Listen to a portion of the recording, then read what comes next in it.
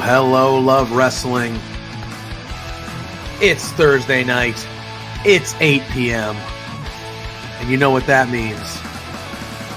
It's another new episode of Between Two Beards.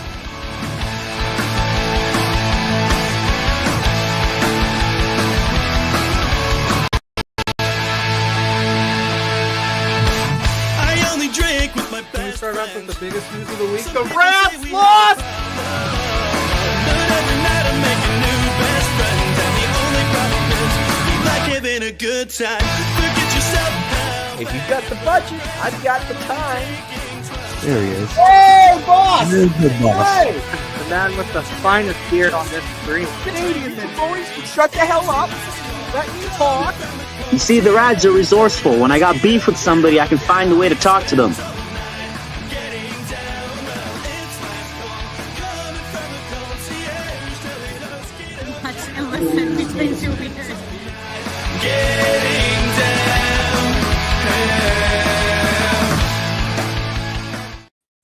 Hello, Love Wrestling. It is Thursday night. It is 8 p.m. And y'all know what that means. No, I don't. What does it mean? What does it means mean? Tell me. It is time for another Between Two Beards, episode 207. That's a lot of episodes. It's a lot. It's pretty good. I'd say that's an all right number. We got a big one tonight. Pluggo. Very excited about this one. We have a great guest joining us here momentarily. Going to talk some Backlash, have a lot of fun. I got to get some things off my chest a little bit later because things aren't going well in Boston these last few days. I was going to say, and somebody just sent me something that hopefully I can get downloaded into the assets by the end of that. It's probably going to piss me off, isn't it? It might, but right. I can't. My computer's acting a fool. Yeah, we will talk some basketball. We're not going to do this with our guest here because we don't want to make a bad impression on. I don't want somebody to see me in my angriest form right away. I want. I'm not always angry, but you all know I can ease them in. Yeah, it's going to get heated later. But Pluggo, without any further ado, why don't you do your thing? We're not going to waste any more of their time. They're very, very busy. You have seen them all over Twitch, live reacting to shows.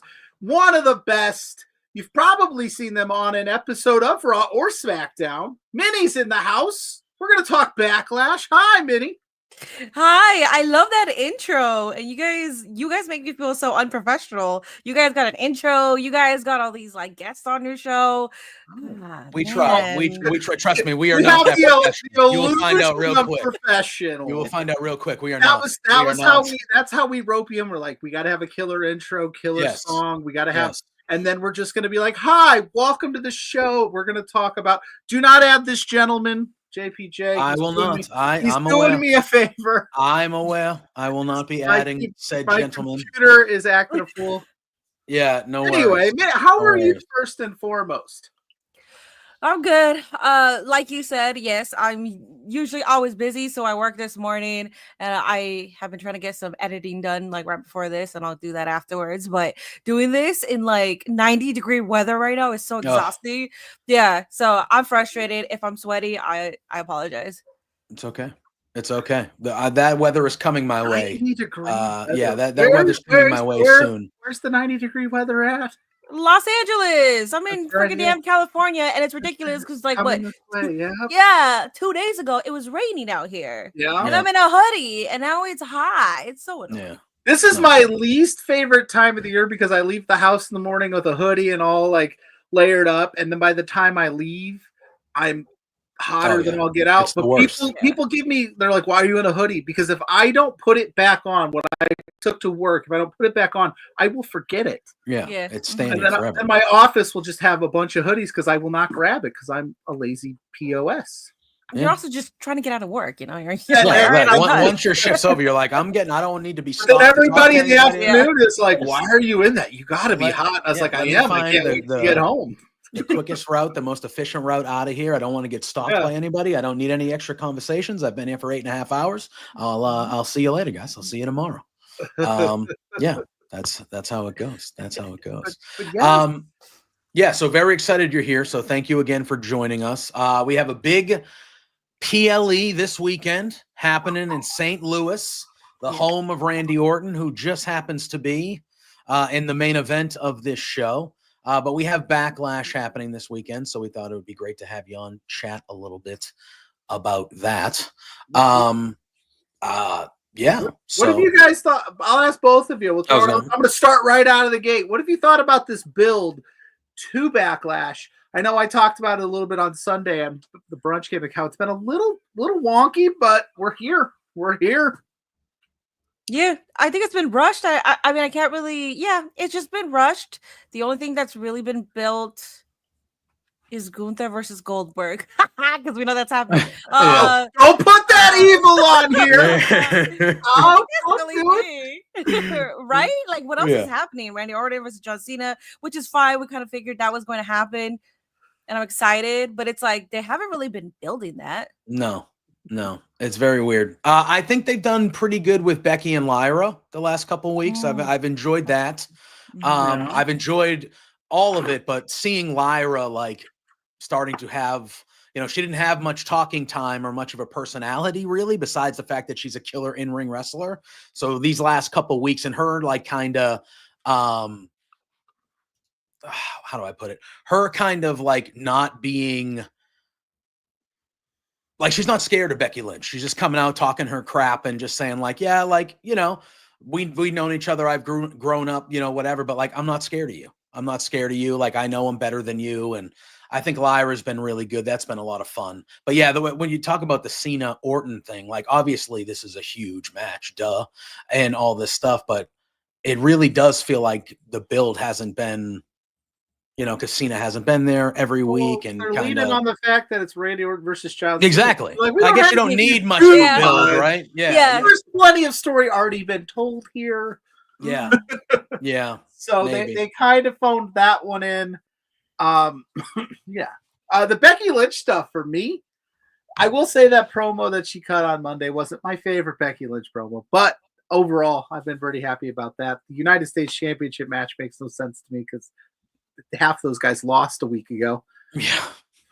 But we're here. And then are you telling me, you already kind of spoiled it, why don't we just start right there? When you said we're getting Goldberg versus Gunther, do you think we're getting Goldberg on Saturday to help Patty Mac?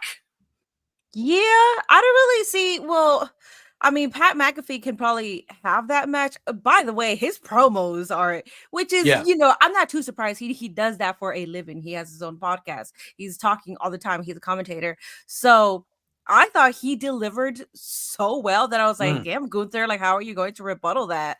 And of course, Gunther being just like a master of his craft, he did with little words.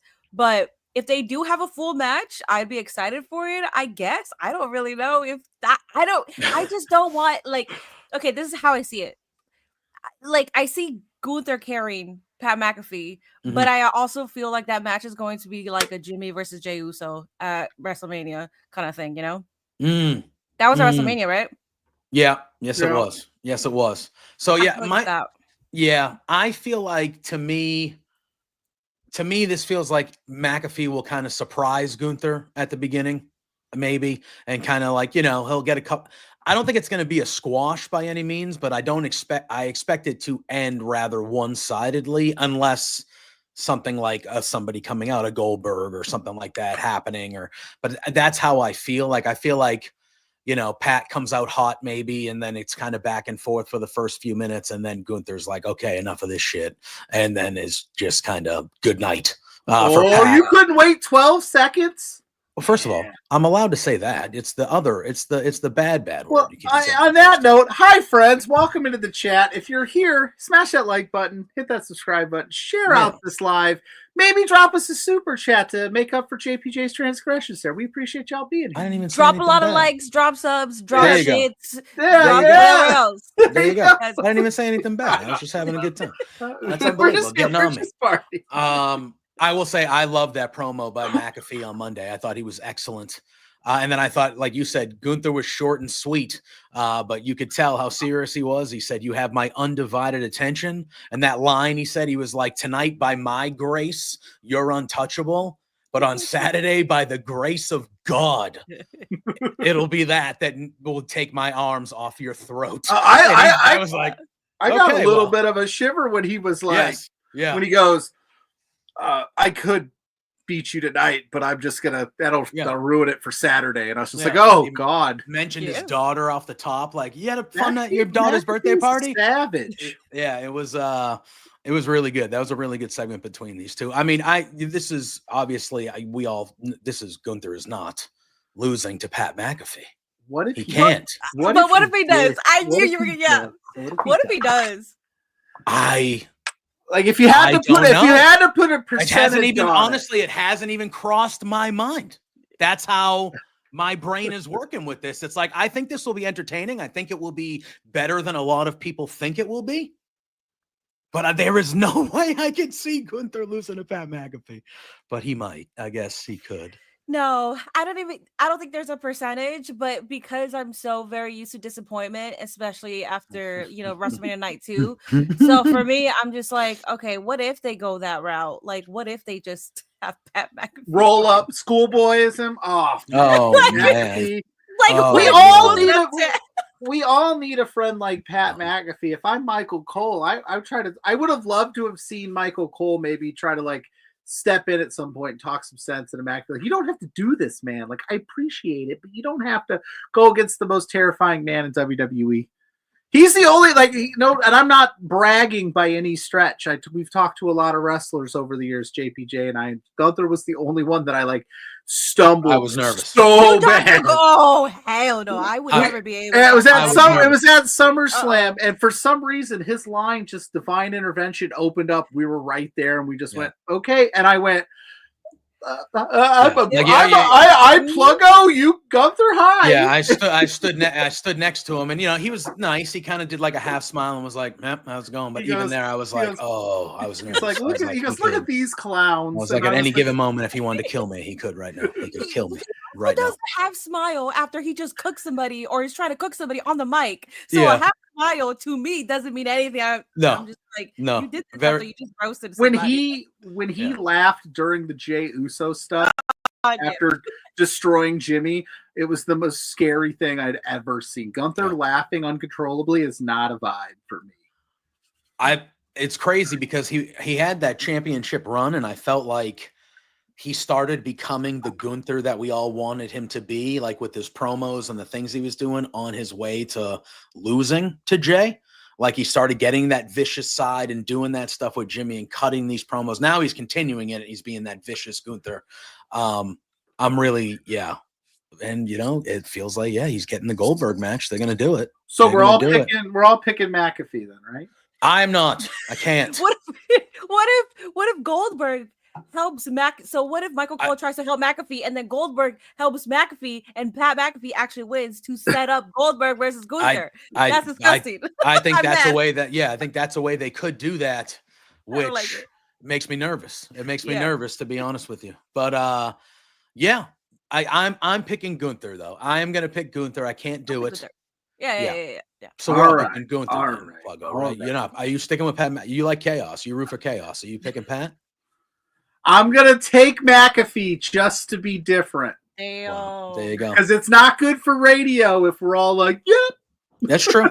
That's true. That's all right. I'm going to, for the brand, I'm going to take McAfee because he's a loyal friend and he's going to shock the world. Fair enough. Fair enough. Corey Michaels is in the chat. Dustin's in the house. Fernando. I saw Ophelia up in there. Ryan Sullivan. We got everybody hanging out. You got questions you want to ask? Let us know your predictions. You got Gunther. You got McAfee. Let us know. I'm taking McAfee because I'm a Fernando crazy in the person. chat said that Gunther has to win or he should release himself. That's what he said. That's what he said. That's crazy, but I was also thinking, I was like, if Pat McAfee wins, like Gunther, Yeah.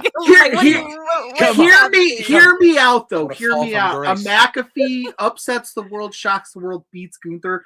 The unhinged Gunther that would come from a loss to Pat McAfee would be some really fun TV. Yeah. And the quick tap out from Jay also, because I was really that was super quick at Mania. So he's on a downward spiral. McAfee's gonna pick him off. This is why no one takes me serious. What a time. What a time. Yeah. What a time that would be. You said that the Fatal 4-Way didn't make sense to you, Pluggo.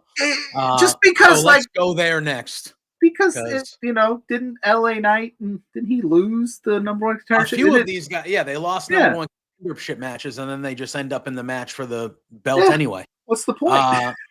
So that I get. But it's going to be Jacob Fatu, LA Knight, Damian Priest, and Drew McIntyre. So basically, these guys fought each other. Damian Priest and Drew fought at Mania. Fatu and LA Knight fought at Mania. Now they're just kind of like, okay, you guys are all going together for this one. I expect the match to be wild and probably really great. But this is a situation to me where Jacob Fatu just won that thing. He ain't losing that thing. No. Yeah. Not for like a year, I think. Yeah, something like that. I'd be okay with that. Yeah, one thing I'll ask is, do we think that one Solo Sikoa potentially gets involved here, continuing what they got going on with him and Jacob? I could see him, because we've sort of been like predicting that he's going to cost Jacob something accidentally. He's going to be helping him, but then he's going to cost him something. So maybe, but I don't think he's going to actually cost him anything. But I feel like he's going to try to help, but it's going to ruin whatever happens during that match. I could see that. Solo Sikoa, he was at the top of the bloodline for a minute. He had that thing going. He's looking for an angle. I feel like we haven't seen the true colors of Solo Sikoa yet, but I don't think we're going to see him cost Fatu here. No. I think it's not. I think because that match that he had with LA Knight at WrestleMania was a good one. And Jacob Fatu is super special.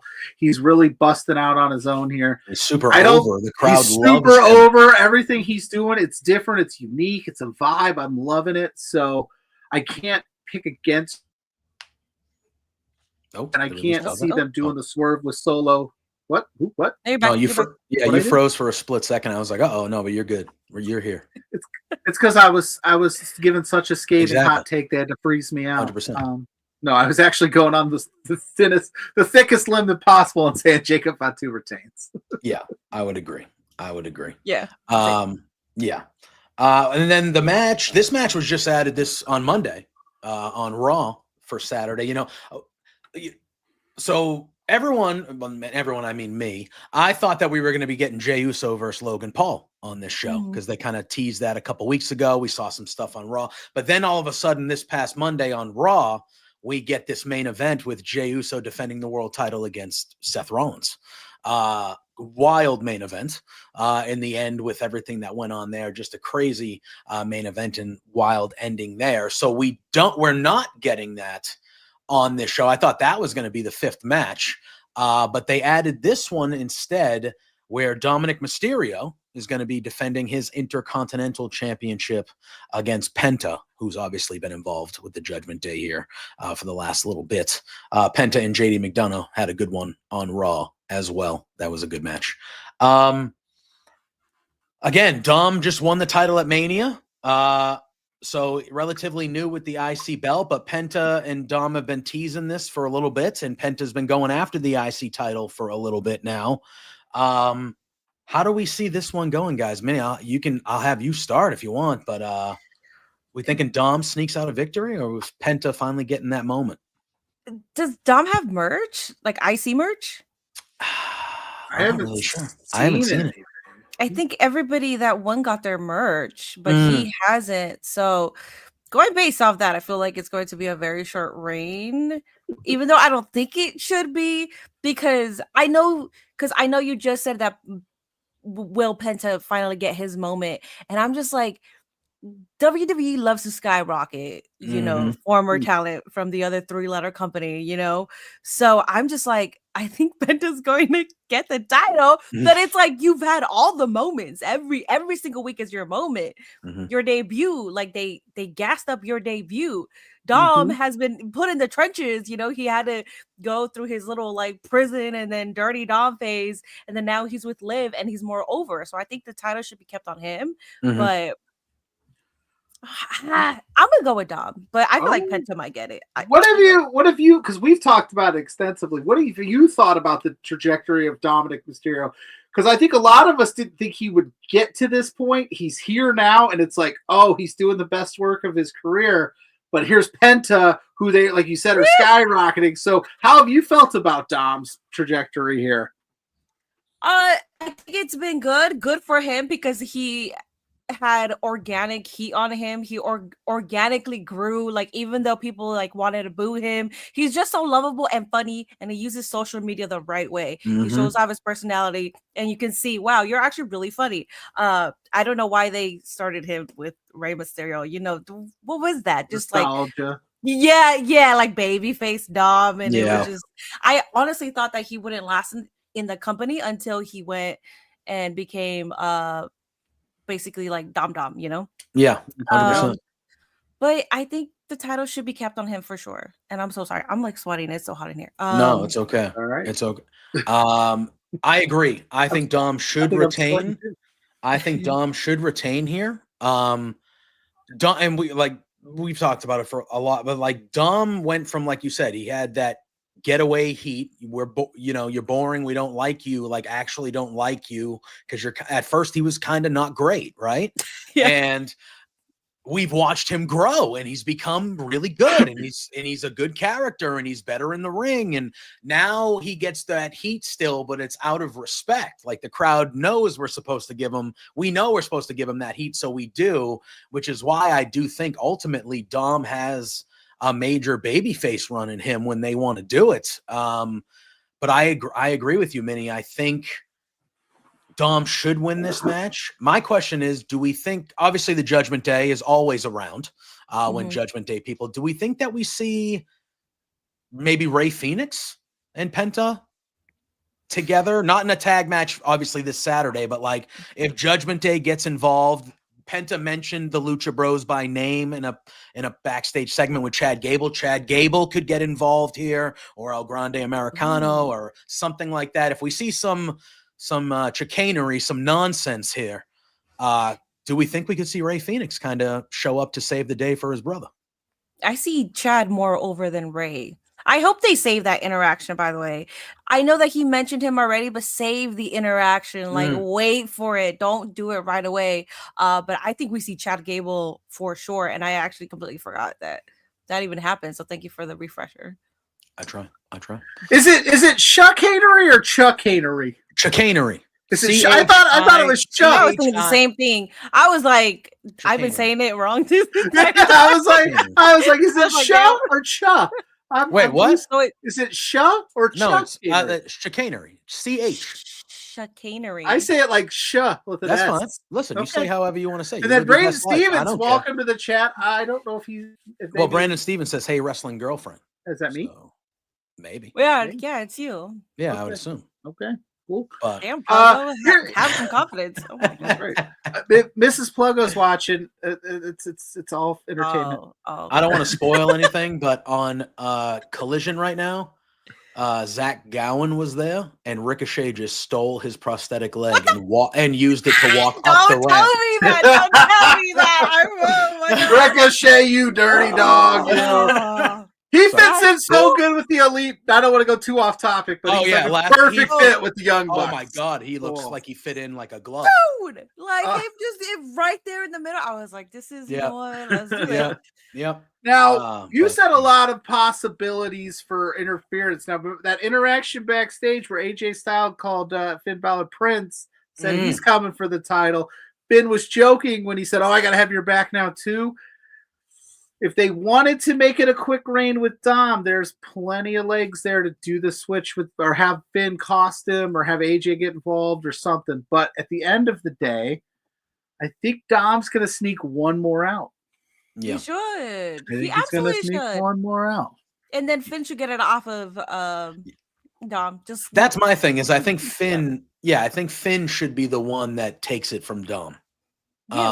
win Balor, man. Yeah, exactly. So that's why I'm kind of leaning Dom as well, even though Penta is as over as you can be. So like that would make sense too. But I think Finn ultimately should be the guy that takes it off of him. So, all right.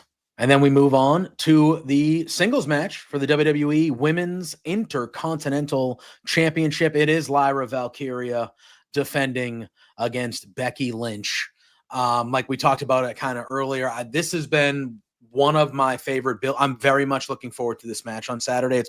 I think it's the match I'm looking forward to the most, to be honest with you.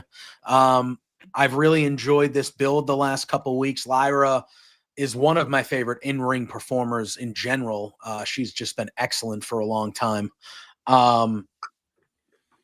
I think that Becky's taking it from her, though. I think Becky's winning it. Really? I do.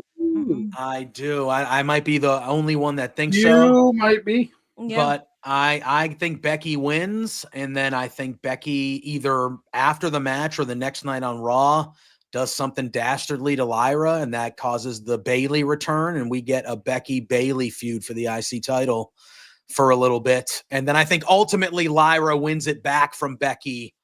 Ideally, I would do it at SummerSlam to really put Lyra over, like even more. But that's where my mind is at, that ultimately we're going to have a massive IC title feud, but it's going to be between Becky and Bayley because that elevates the title as well, because that's two all-timers going after that belt. I think that's what we get out of this for a little bit. I mean, I'm not going to go too deep into it, but yes, two ultimate all-timers, but somebody else said something different. I don't know if you guys saw that on X, but yeah, I did. I decided not to pay attention to it. But yes, I agree. You're putting two of the four horsewomen go at it. So your theory actually makes more sense, especially because everybody's going to call Becky Lynch, Becky Hogan. Everybody, even though she's heel, they're always going to do that, even though Becky Lynch puts over the talent. So if she actually takes the title, that would make a lot more sense, because like right now, people boo Becky, but they're only booing her because she's doing certain shots at the crowd. Yeah. But because she's so good at the mic, like it's kind of hard to boo her. And I think that would be the ultimate betrayal if she does take it off of Lyra. So I mean, I'm starting to think that Becky might get it. Well, Pluggo, before you go, obviously we have to acknowledge. Yeah, she heard her name. Here's Mrs. Pluggo. Hi, honey. How are you? Yes. Love my life. First lady of Beards. How are you? And I wanted to lean into that because I have seen this nonsense, this Becky Hogan stuff and things like that. I can't tell you how much. See, now, Minnie, you're going to get some of this. It's coming out. Yeah, here comes the heat. The heat. Frustrating. The Boston. You understand that she just came back and she's fighting for a mid-card title. All right, against Lyra Valkyria, who though is very good, she's a mid-card performer. Like, she didn't come back and demand to be fighting for a world title at WrestleMania. She's here in a program fighting for a mid-card title with the mid-card wrestler, elevating both. If she was Becky Hogan, she wouldn't be doing that. So if you don't want to like her, don't like her. That's fine. Everyone's entitled to like who they like and whatever. But that shit infuriates me because it is so not true. Becky went down to NXT and put Lyra over. In NXT. What are we talking about? She put over Indy Hartwell, who came out in her defense today and was like, was that on Chris Van Vliet, where she's like, yeah, she came down and she worked with all of us and she elevated all of us. Like, Becky Lynch is like my number one on the four horsewomen. Bayley's a very close second. But like, yeah, it's mid-card titles. It's putting over Lyra Valkyria, who's an up-and-comer. It's putting eyes on. Listen, at the end of the day, Backlash, this is the women's feud on Backlash, right? Like, there's getting a spot. There should be more women's matches, but that's another conversation. But Becky's doing the damn thing. She's putting over Lyra. I think she's going to lose to Lyra to even make this even bigger. I don't know how Bailey factors into it, but I'd imagine she might show up on set. Bailey costing Becky, that would be a Becky, good. listen, the Becky Hogan stuff is kind of just annoying to a point because the real Hogan wouldn't have never wrestled for no mid-card title. That's what I'm saying. No, absolutely not. Yeah, that don't work for me, brother. Yeah. It's frustrating because they throw Hogan loosely, and it's like, stop attaching it to everybody just because you don't like the booking when you don't understand what calling somebody Hogan means. Yeah. And even Becky's coming out. She did that interview with Sam Roberts, which was, clips were picked up, and even she's coming out and she's like, "How dare you guys?" And obviously she's being a little bit in character, but she's being real, and she's like, "Don't compare me to that piece of shit." Like, what are you talking about? Like, Becky's that type of person where she's going to be like, "No, I'm not letting you, whatever. Like, don't you dare compare me to that guy." And it's like, look at Scott and I in the chat agreeing. I acknowledge Mrs. Pluggo. It's just, I don't know. It's just very bizarre. It's like, look, if you want to lump her in with Charlotte and convince yourself that they come back and always win everything, newsflash, Charlotte, I think, lost at WrestleMania a few weeks ago to Tiffany Stratton. Didn't win that one. But you know what I mean? Like, whatever. That's your prerogative. I'm not saying it hasn't happened that way in the past, but the reason why they win all the time is because they're Becky Lynch and Charlotte Flair.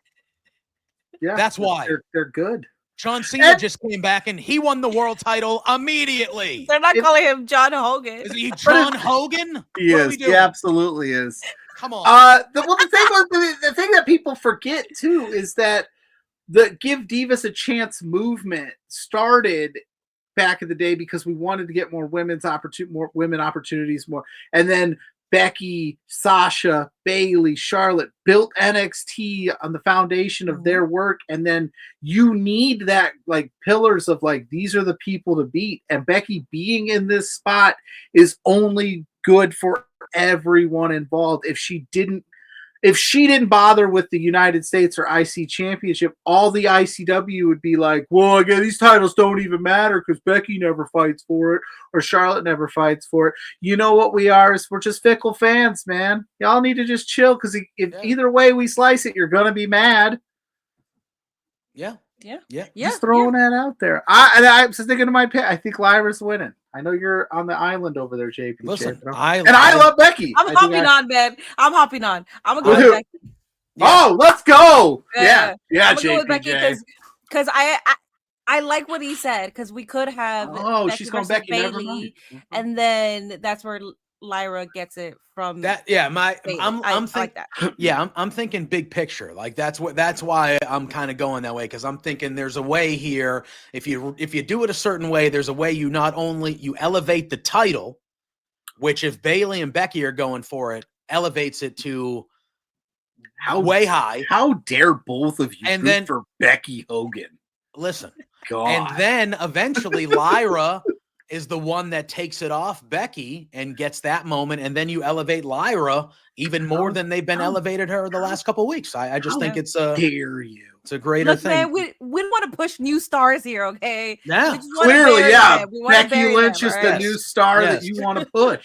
And I don't know if you guys heard more of the clips. I loved Becky when she was talking about these people saying that she and Charlotte and all these people don't put over young stars. And she's like, I don't see anybody yelling at Roman Reigns or CM Punk or she mentioned Seth too, or Seth. They've been in the main event scene for a decade straight. And nobody main evented WrestleMania. Yeah, Roman's main evented literally 10 straight whatever the fuck, whatever it is. And hell, last year he main evented 2 nights. 2 nights.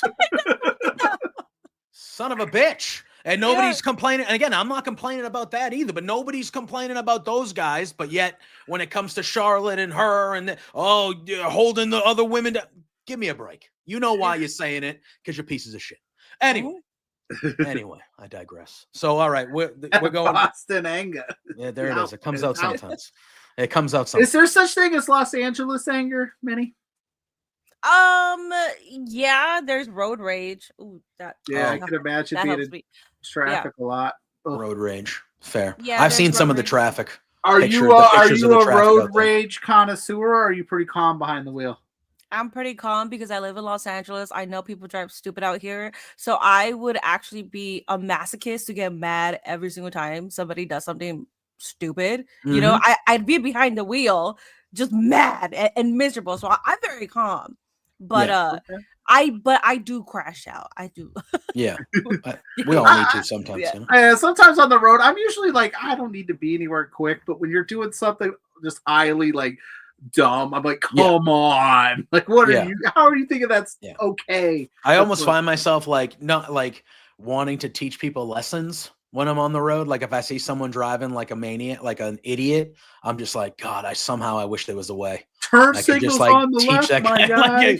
Dude, turn signals. Yeah. People don't know where the lever. I hate when they do when there's the 2 lanes where you can go straight on both lanes, but you obviously can turn, and you get up to there and you don't have your turn signal on, and I'm stuck behind you and now can't get. I'm like, just put the turn signal on so I know to get in the other lane to go straight. Yeah, that one. That's the thing. That's the thing that bothers me the most about driving nowadays is I feel like more people are more inconsiderate of the other drivers. And I feel like, listen, yeah, you have to focus on what you're doing, but a lot of driving is we have to rely on each other as well, that we all know the rules and what the hell we're supposed to be doing. Here he is. He's coming out. And when everyone's just focused on what they're doing, what the hell, bro? Anyway, okay. I agree. You know, main event time of Backlash. Speaking of Boston, West Newbury's own John Cena, yes, the undisputed WWE champion, defending against his longtime foe. One would argue his greatest foe, for the last time. The hometown guy in St. Louis, Randy Orton. Technically, I feel like this is technically a SmackDown match, even though it has not felt like a SmackDown build type thing to me. But this match is happening. I'm excited for the match. It's obviously a new way we're seeing it, with Randy being the babyface and John being the heel. So kind of a new foil to the rivalry as it comes to an end here. But again, I just feel like this is a match where I expect it to be a good match between the two, but I can't see John Cena losing the title right after he just won it at WrestleMania. I feel like a lot of the title matches are that way for me at this show. But I think it's going to be really cool to see in Randy's hometown, kind of, especially like the stare off before they lock up and things like that. The entrance, I think it's going to be a really special moment seeing those two guys in the ring, standing across from each other one last time for the title in Randy's hometown. I think it's going to be kind of a special, one of those things we remember for a while. Yeah. I agree with that. Seeing Randy Orton as babyface towards John Cena, who was the ultimate babyface, is so weird because Randy Orton wants to just bring up like kids, like have a kid, man. I was like, you could say anything, but you're just like, have a family, man. And I'm like, aren't you supposed to have a match on Saturday? Like, aren't you guys supposed to be feuding? And he's just like, just have a family, man. I'm like, so it was kind of weird. But I mean, if that's the way that they want to go, that's fine. It's John Cena versus Randy Orton. Like you said, you don't even need a build up because it's been building for years. Yeah. So I'm excited. I also see John Cena retaining. I don't see Randy Orton, even though I would like that, but I don't see it. This match was on the short list of like when John Cena announced his retirement tour. Yeah. We need to see Cena Orton before he calls it a day. Now, when that happened, I don't think any of us expected it to be this role reversed where we're at now. Mm-hmm. My only hope, and again, I think I'm in agreement with you guys, is that Cena's going to retain or get, I like, Spencer's dropping in the chat that he gets disqualified Randy Orton style like back in the day. But I just hope it's a better match overall than the WrestleMania match. That's all I ask. Oh, I don't even know. How is that? It's a low bar. It's a low bar. That's what I listen. But like Cena's whole goal here is to ruin wrestling and not give us anything. So if he could do anything less than Mania, he's gonna try. I just don't want that. I was just gonna ask what Dustin put in the chat. He said are we expecting any interference here? Are we seeing? We think this is just straight up Randy and John one last time. Yeah, I actually see Randy Orton getting so frustrated with John Cena for giving him nothing that he brings back the punk kick. He gets so frustrated that he's just like, you know what, I'm gonna take you out, because he's the legend killer. Ooh. And John Cena is a legend, and hopefully that entices John Cena to give us something. Yeah, because he's not giving us anything. No, he's ruining not. it for all of us. He is. Well, Spencer in the chat just saying that this was just announced for next week on Beach Break. We're gonna get. Yeah. Reaction. Yep. Oh, Yep. no. Oh boy, you know. Oh, here comes all the AEW haters now.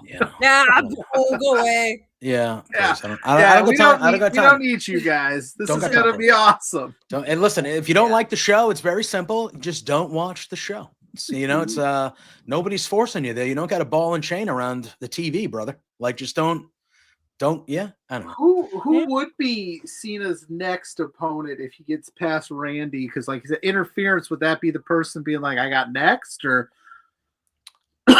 like who's like Money in the Bank is coming up, so obviously that person's gonna stake a claim to one of these titles. But do we get Cena's next opponent kind of already going here, or Cody gonna take another run at it, or?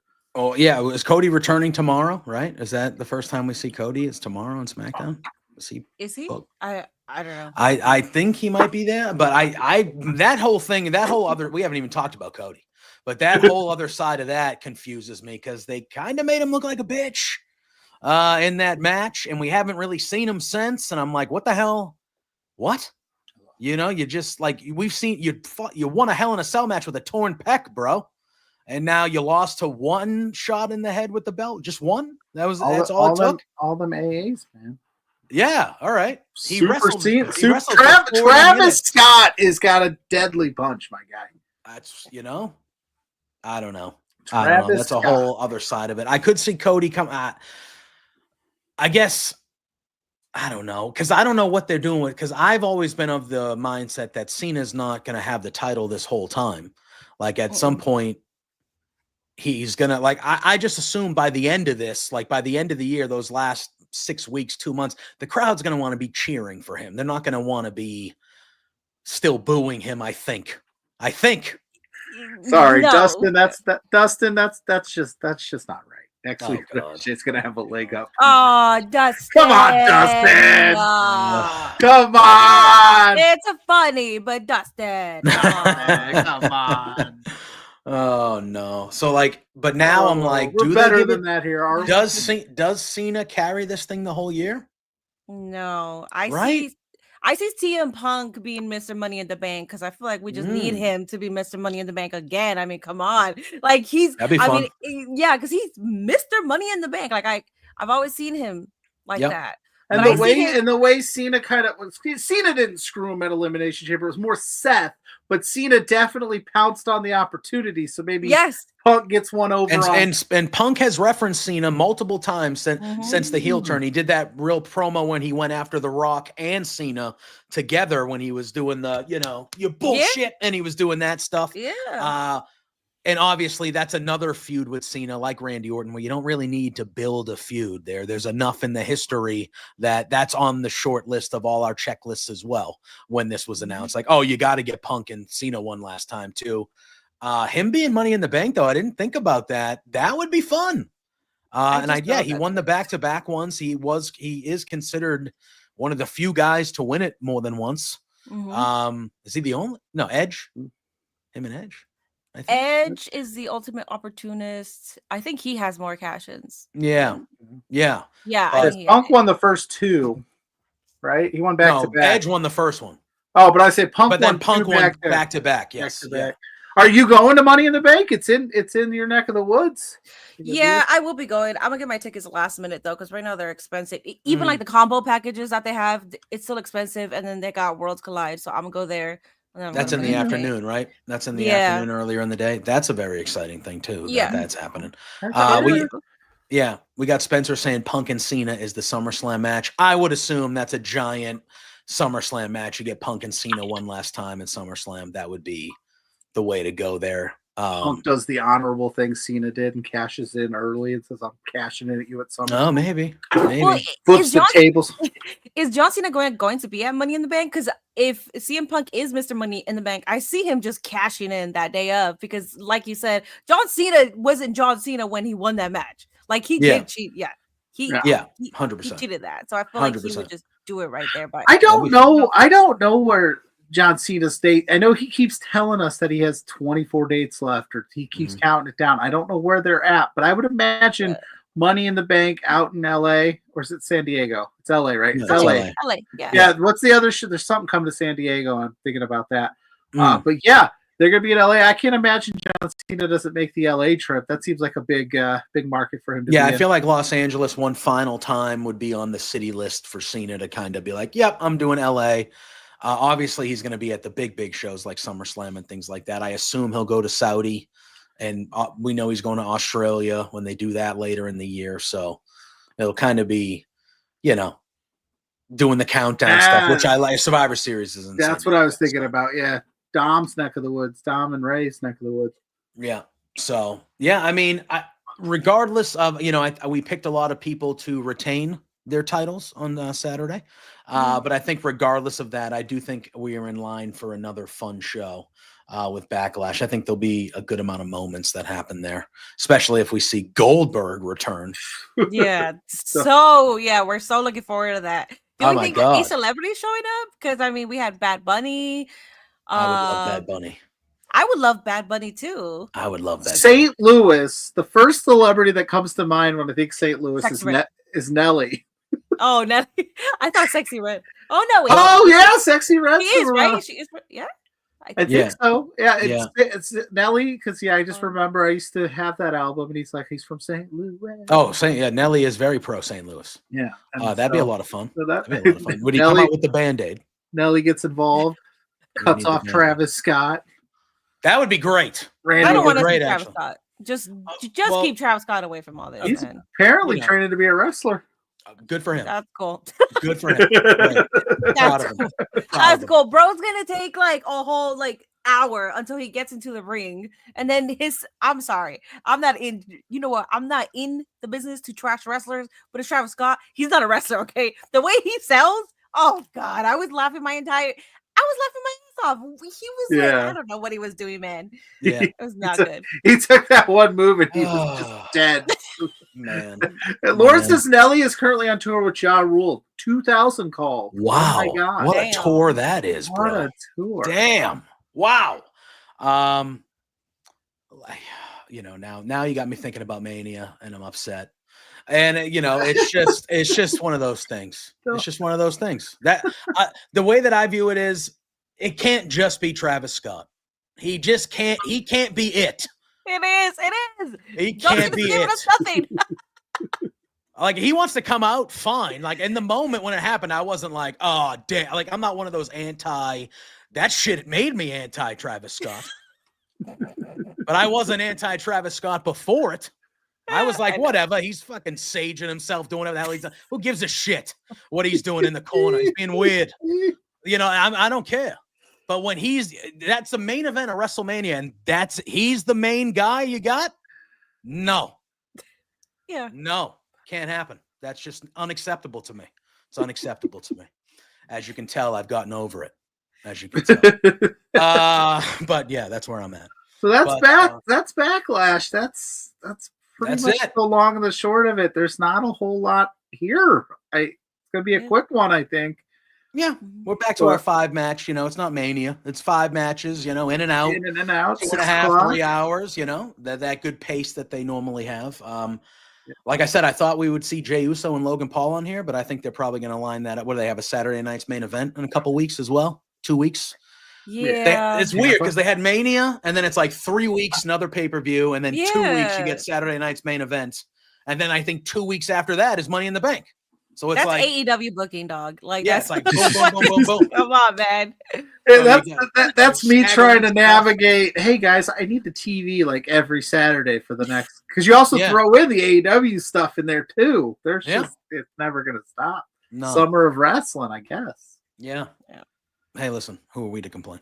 Fair. But we know you're super busy. You can hang out with us as long as you'd like. But if you got to go, I know that you have a lot going on. And we've taken up more time than you said you were available for. So do not worry about it. Happy to be here.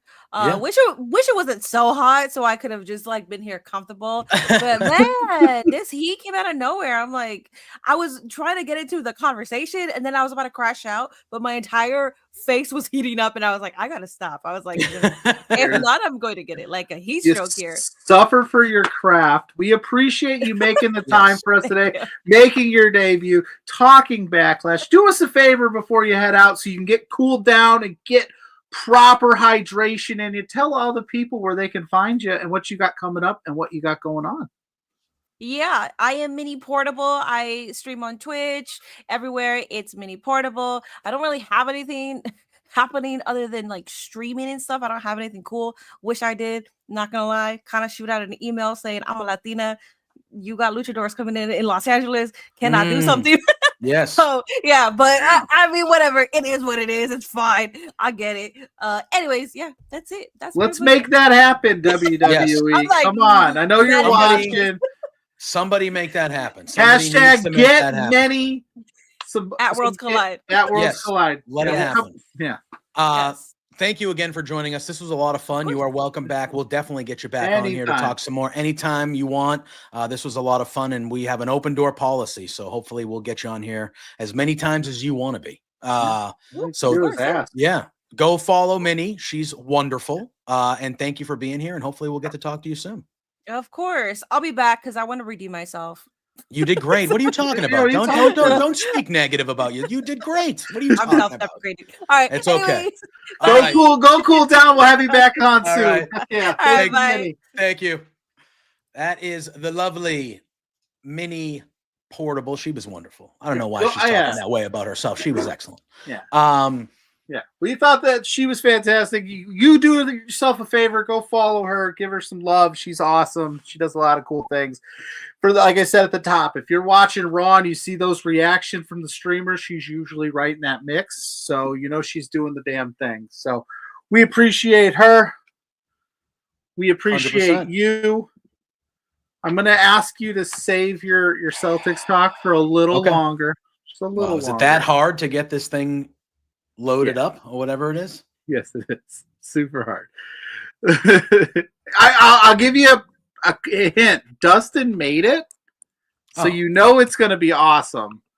But he sent it to me He sent it to me last minute, so I'm trying to work my magic. I just don't want y'all to be disappointed about how I feel about this series still. But don't worry, this thing that he made is going to become a universal staple on Between Two Beards. We'll see. It's not just bad. It's not just it will be. I was just gonna say, Dustin, yes, I have been to a SummerSlam. I went to the 2021 SummerSlam where I met Spencer for the first time in Las Vegas. And then I went to the 2022 SummerSlam in Nashville. So I went to back-to-back SummerSlams. Wow. And you went to one in Cleveland where you met me. Well, yes, I was not finished. I was not finished. That should have been the first one you went with. I went to the 2024 SummerSlam. Yeah. That was in Cleveland where I met PLUGGO for the first time in real life, in person. And then SummerSlam this year, which is a 2-night affair, is in New York, which is literally like a stone's throw away, like a few hours drive.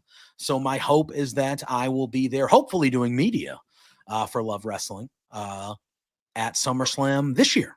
So New York is not far from here. It's literally like 3.5 hours. I could leave in the morning and get there before lunch. It's not far. Basketball. I'm gonna. You want to talk about basketball? Basketball. I was talking that. By the way, don't tell me who watches a lot of 9. You didn't watch. Don't tell me you don't know basketball. No, I don't want to say I don't know basketball. Here's what I'll say. I think I definitely have seen it, but you need to watch it again. Yeah, it's one of those you need to rewatch it. It's one of those that I see pop up all the time, and I'm like, yeah, I remember watching it, but I don't remember. It's one of the great sports movies of our time. Have you seen Team America: World Police? from. those Yeah, that games. was another one where I saw back in the day, but it wasn't. It's fine. Basketball is excellent, though. I think I got it. Oh shoot, I might have it. Basketball is excellent. I think Can I got it. So wait, are we showing this thing Oh. first and then we're going to talk basketball? No, it's still processing. But yeah, those are probably movies I should rewatch. I will say I rewatched Road Trip this weekend, and it did really hold up. R.I.P. Trachtenberg. R.I.P. Road Trip was not Trachtenberg. Oh no, never mind. That was Euro Trip. Road Trip is the one with Tom Green. Dan's in the house. Yeah, Tom Green and DJ Qualls and Sean William Scott. That's right. And, yeah, and Breckin Meyer. Stifler. Sean was in the house. Stifler. Yeah. Okay, do we play it first, then talk basketball? You tell me. All right. I don't Listen, I've only seen part of this, but Dustin made this in anticipation for the fact that your Celtics are down 2-0 to their rival Knicks. And listen, I'm with you. I think the Knicks are over-celebrating. Still not concerned at all. The fans, and listen, as a guy who is a Houston Rockets fan, I sat there in 2018 and watched where we threw up 47 threes and made 2 of them and couldn't beat the Warriors. So I understand that bad shooting nights happen. I distinctly remember at the beginning of the season telling you that I thought that there's a lack of toughness on the Celtics team, and I think it's showing a little bit in this series. And it's up we'll here, though. see. It's not physical. It's up here. But hey, they're physically not driving to the basket. They need to start driving. Show the thing first before I get into Live from the land of chowder and pain. JPJ's losing his freaking brain. Boston anger, turn up the heat. He's got opinions with no defeat. See, that's okay. I don't mind that. That was so good. As long as it showcases me, I'm good with it. I'm good with most things as long as I am the star and showcase. Spencer, I got it to upload. I tried to get Spencer to upload. That's why I was here. Wow, that was good. That was good. That was very good. That was an incredible piece of work. So I'm just going to warn you now. When you start going Boston anger comes out, you can't interrupt me when I'm on a rant, though, because I'm going to try to anticipate. It's going to be one of those things where if I know it's coming, I'm going to be like, Pluggo, push the button. That'll work. That'll work. And then we'll go. Shout out to Dustin for and then we'll go for this. Live from the land of chowder and pain. JPJ's losing his freaking brain. Boston anger, turn up the heat. He's got opinions with no defeat.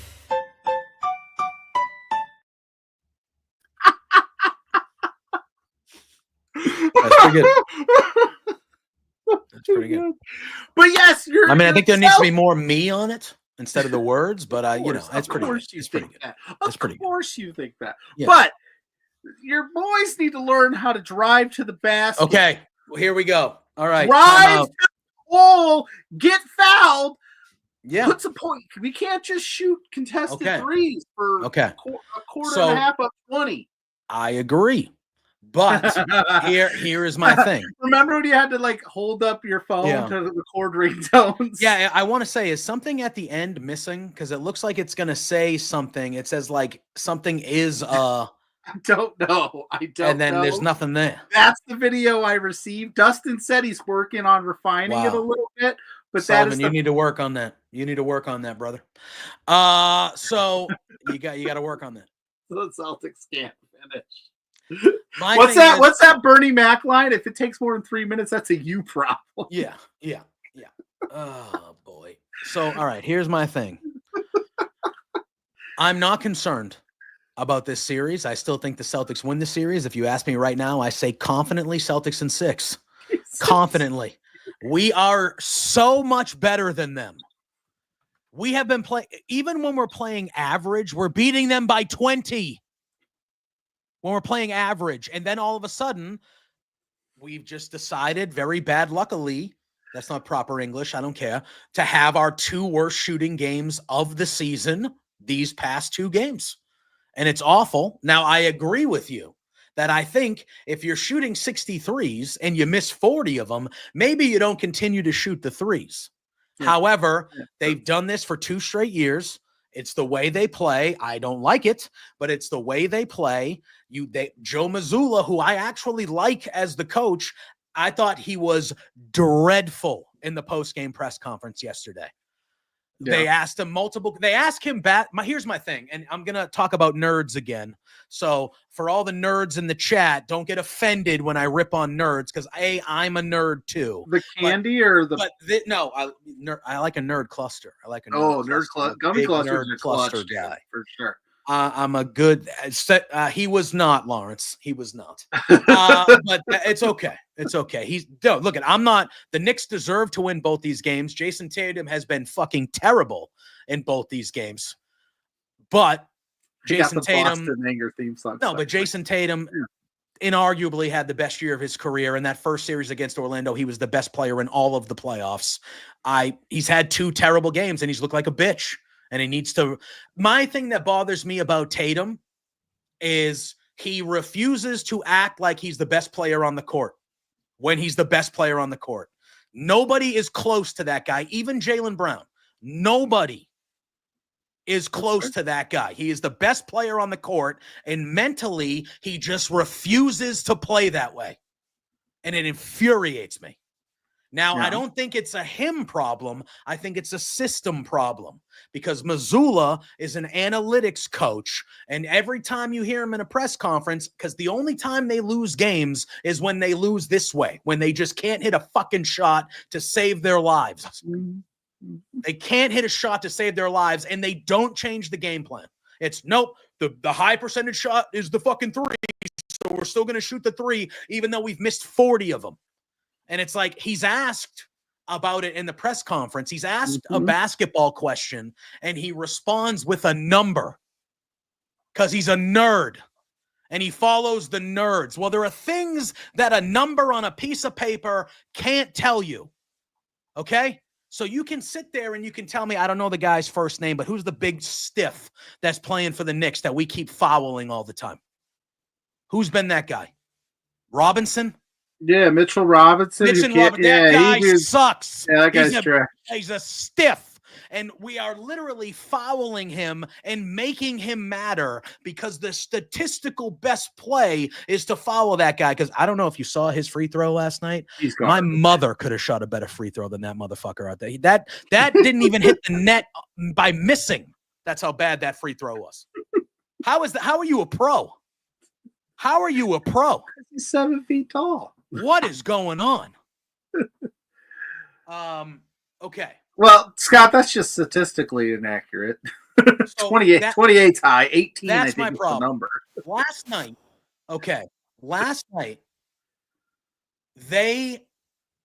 Hello to the RCT, and they just released the 8. The Knicks weren't in the bonus. They weren't anything, and they just started fouling this guy for no reason. To get the Knicks in the bonus into the free throw line. And how did the Celtics lose last night? By Jalen Brunson hitting fucking free throws at the end of the game. But because the Celtics don't. You didn't foul the stiff 7 times. Yeah, and they don't know how to get fouled. It's stupid. It makes no sense. and Mazzulla is asked about it in the press conference, and he goes, "Oh well, he was a plus 19. He was a plus 19 on the floor. He was a plus 19." Yeah, Joe, I'm not asking you to read the paper about what it says in the box score. I'm asking you what you saw with your fucking eyes. What did you watch the game? You're the coach. What did you see with your eyes? The paper can't tell me the Knicks have come back from 20 and they're only down 6, and the crowd is getting swirly and their buttholes are getting tight, and everybody a piece of paper can't show you that. Well, and that's playoffs is a different animal. You gotta adjust. He's got to adjust. But they're not going to. You hear his press conference, and he's telling you they're not going to. I'm saying you have to, because the defenses get tougher. I agree. And listen, those were 2 games in Boston. That's tough.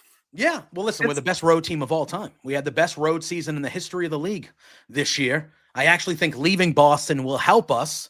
Yeah. Look, it's one of these things where if I'm not going to be shocked at all if it's 2-2 coming back to Boston at all. I'm just not. I wouldn't be now either, again, but they've shit themselves these last 2 games, and it's been fucking embarrassing. It's been embarrassing more than anything. And the thing that annoys me the most is the thing that annoys me being the Boston fan is like, again, I'm still not concerned about this series. The talent disparity, the Porzingis thing concerns me.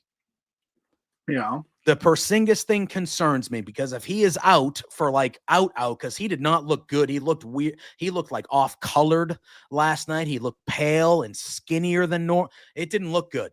It didn't look good. So if he's going to be out for a while, that concerns me a smidge. Yeah. But it doesn't concern me for this series still, though, because the talent disparity is just so overwhelming. And the Knicks aren't even playing good. Brunson's shooting 31%. Bridges is shooting like 22%. They're not even playing good. We have just had the two worst games all season. But what if they start playing good? That's the thing. Yeah, I guess. But I'm expecting this. Oh, you're muted. You're muted, dog. Boston Anger caught him. The Boston Anger got him. Listen, I'm not disagreeing with anything you're saying. I just think it's I know you had a take. Well, my take is, as somebody who has seen this before, as that was the Rockets' MO, was live by the three, die by the three for the teens. It's never fun. But you also, and in those series, you have to adjust. I need somebody on the Boston Celtics to drive to the hole. And again, as a Rockets fan who watched my team bow out in 7 to Golden State because we don't have an offensive threat beyond the arc, you guys can do the opposite. Somebody who, if Porzingis is out, what are you going to do? I actually think you're not wrong when you say I think the Celtics will be fine. I think they'll figure it out. Yeah, like I didn't want you to think I was going to come on here and be like, they're cooked, they're trash, they're done. No, and look, I'm sorry, but the Knicks suck. The Knicks suck. Yeah, they suck. You guys play this song. Sorry.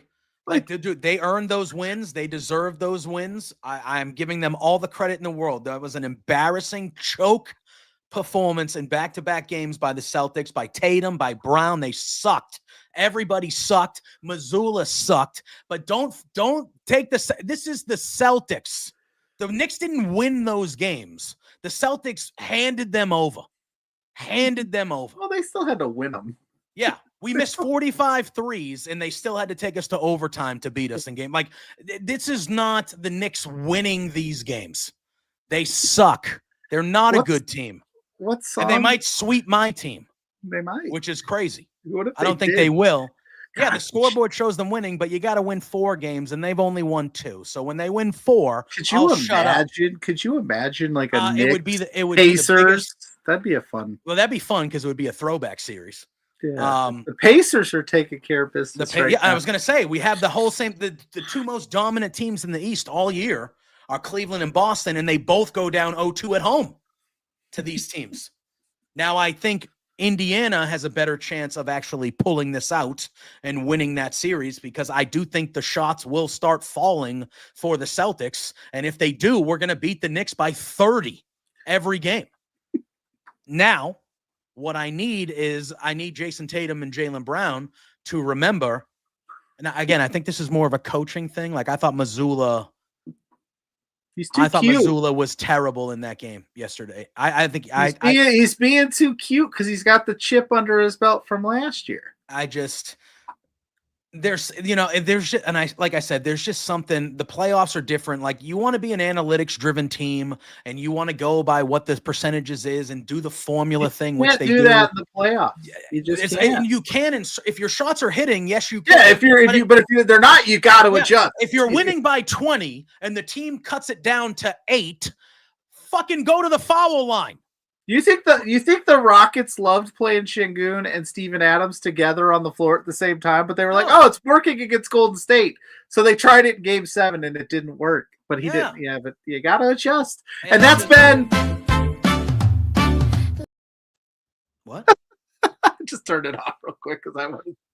And yeah, so again, I'm still not concerned. I have the Celtics in 6. I think we're going to be fine. Beyond this, these 2 games have I am more concerned. I'm not concerned about the Celtics winning this series. Now I have more concern that we'll actually win the championship after these 2 games, if that makes sense. What? I was very bullish. I still think we are the best team. Before the series, what percentage chance did you think Boston was going to beat New York? 99%. Now that they're down 0-2, where you at? 97%. I am still not. I'm not concerned about the Knicks at all. I'm really not. Everyone Now, in New York. if they come mad at out, you. that's fine. Please, New York, like I give a shit what they think. New York, great city though, but please. Did you see the Knicks fans, by the way? Like acting. I like they did. actually I wanted to bring that up. That was my take. As a You've done guy, nothing.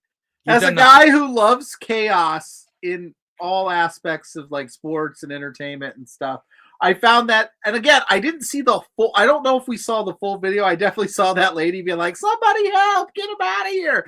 Yeah, they should have probably. I mean, celebrate the win, but leave the stadium. Hey guys, let me just tell you. What did Kobe famously say when he was up 0-2 in the finals? He said, "Job not finished." Yeah, like his job done. Hey, I get it. Your team has been ass for 30 years, so I get it. You got to cling on to whatever you have. You don't know what it's like to win in New York anymore. I get it. The Knicks have been awful and not relevant at all.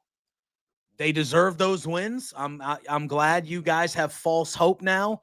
You haven't won shit. 2 wins does not win you jack shit in a playoff series in the NBA. So you want to fucking start pushing security guards over and screaming and hollering? You haven't won shit.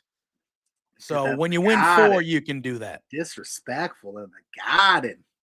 I don't care about that. Yeah, we're a better road team than we are home team. No, I just meant the disrespect of the day. Because that's the moment. That's the moment right there where if you was the Knicks, New York Knicks, if Brunson and Bridges and Cat don't get it done, that's the moment that's going to play. And can I just say something about Cat? Just going to play over and over and over again. Can I just say something about Cat? I mean, you can if you'd like. I'll tell you what. He bothers me. Now that I watch him, now that I've watched him more often because he's in New York and not in Minnesota, his body language and I can't stand it. He acts like he's a big dude. He's tall, he can shoot, he's big, and he plays like such a bitch. It bothers me. He should be running fucking people over. That's what he should be doing. So should Porzingis or whoever. Porzingis is a twig.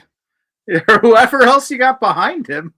You need that's the problem. We don't have anybody besides Porzingis. I love Al Horford. He's great, but he's 40. Yeah, he's 40. And he's never was a big guy. If Boston somehow we have motherfucking Luke Cornett out there getting good minutes in the playoffs. That's not good. And I like Luke Cornett, but that's not good. If Boston does not pull this out and makes it to the finals and wins the championship, there's all the rumors in innuendo that they're going to blow this thing up because of all the money involved. Well, I think is this a missed opportunity? Would this go down as a very disappointing run? Because I think it's a miss, but I think that's part of the reason why they're playing like this too, is because that report came out that win or lose, like this team is not going to be. This is it. Yeah, because they have new owners who just bought the team. We have like a $500 million payroll with all these guys because we're loaded. After this, like, I don't expect Drew Holiday to be on this team next year. I don't expect Al Horford to be on this team last year. I don't think there's a chance that Porzingis isn't on this team. I think we're paying Hauser $30 million, dude. He's like our fucking 7th guy.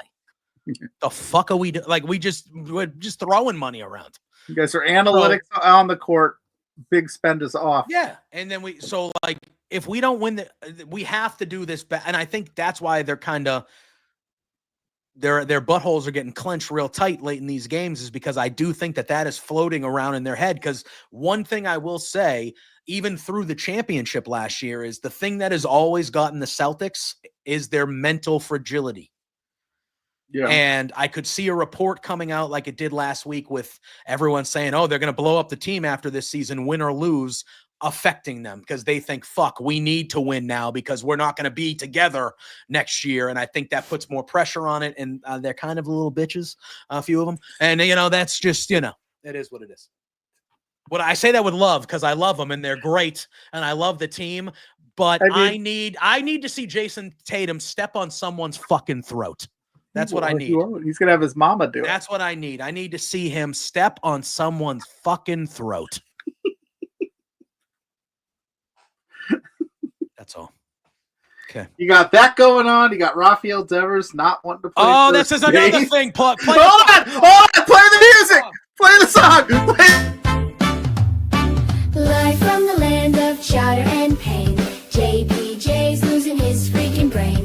Boston anger, turn up the heat. He's got opinions with no defeat.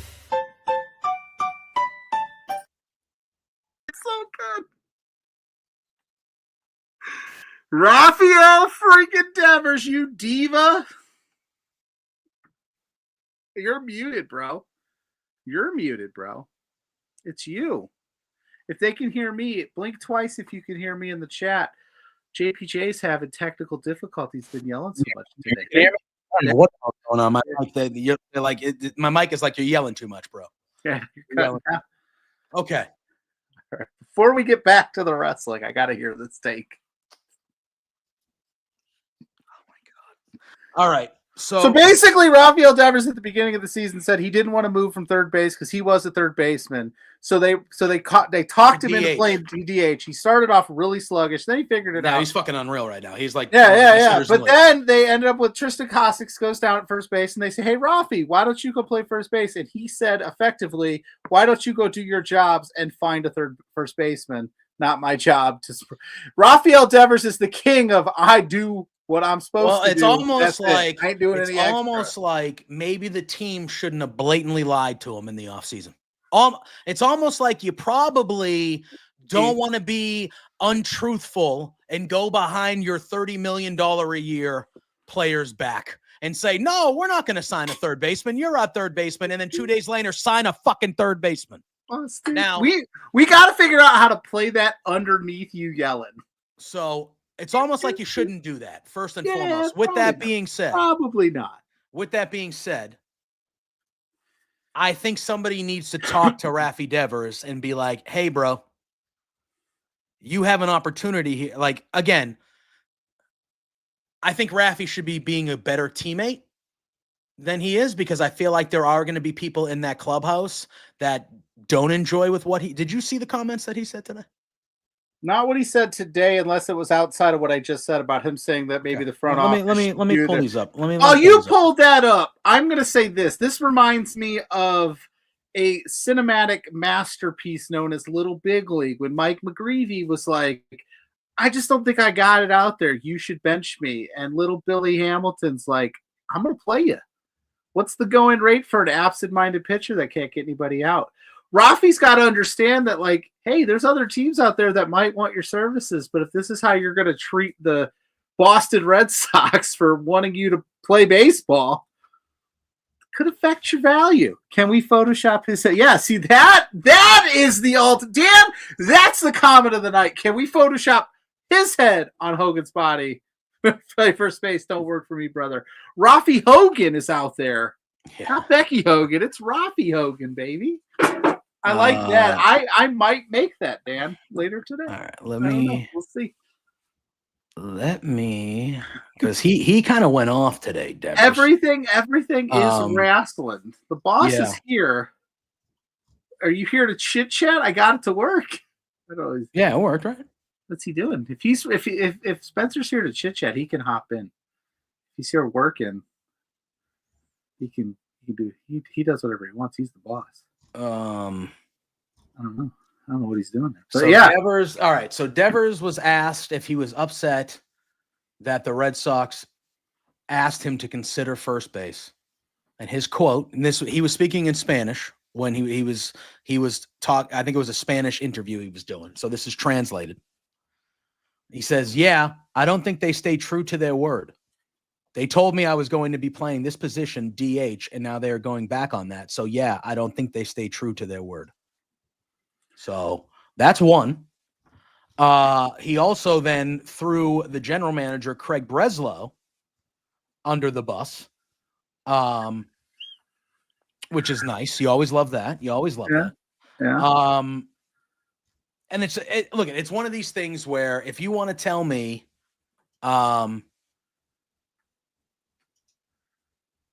do I think Rafi Devers should be being a better teammate and just kind of doing whatever the team needs to play better? Yes, I do. But do I understand why he's being a petty bitch? Yes, I do. And I can't hate him for being a petty bitch. But I also they fucking lied to him, man. They lied. we can play it while you yell.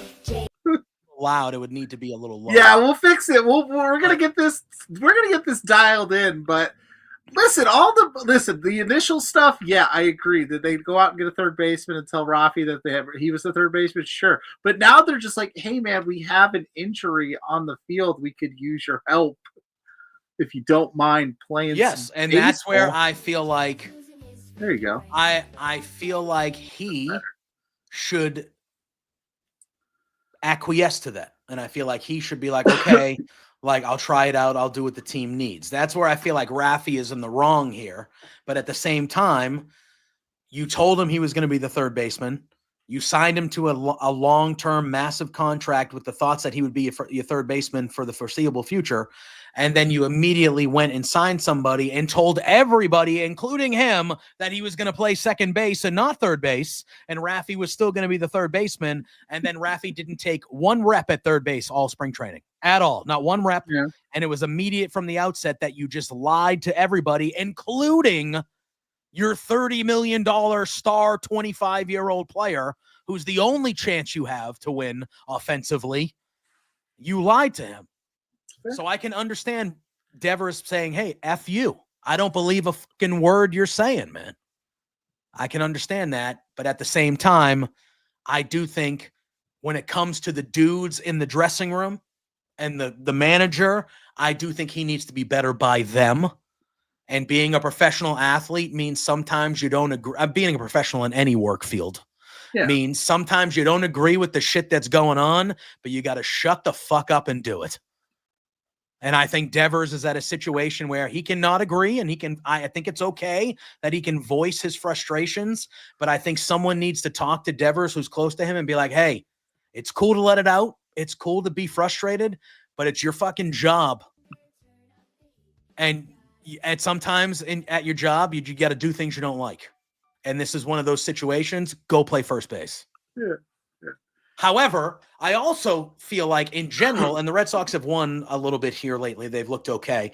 We have two of the three best prospects in the minor leagues just raking the ball, just crushing the ball all over the field. And our offense sucks, and they're just keeping them down there. Service time.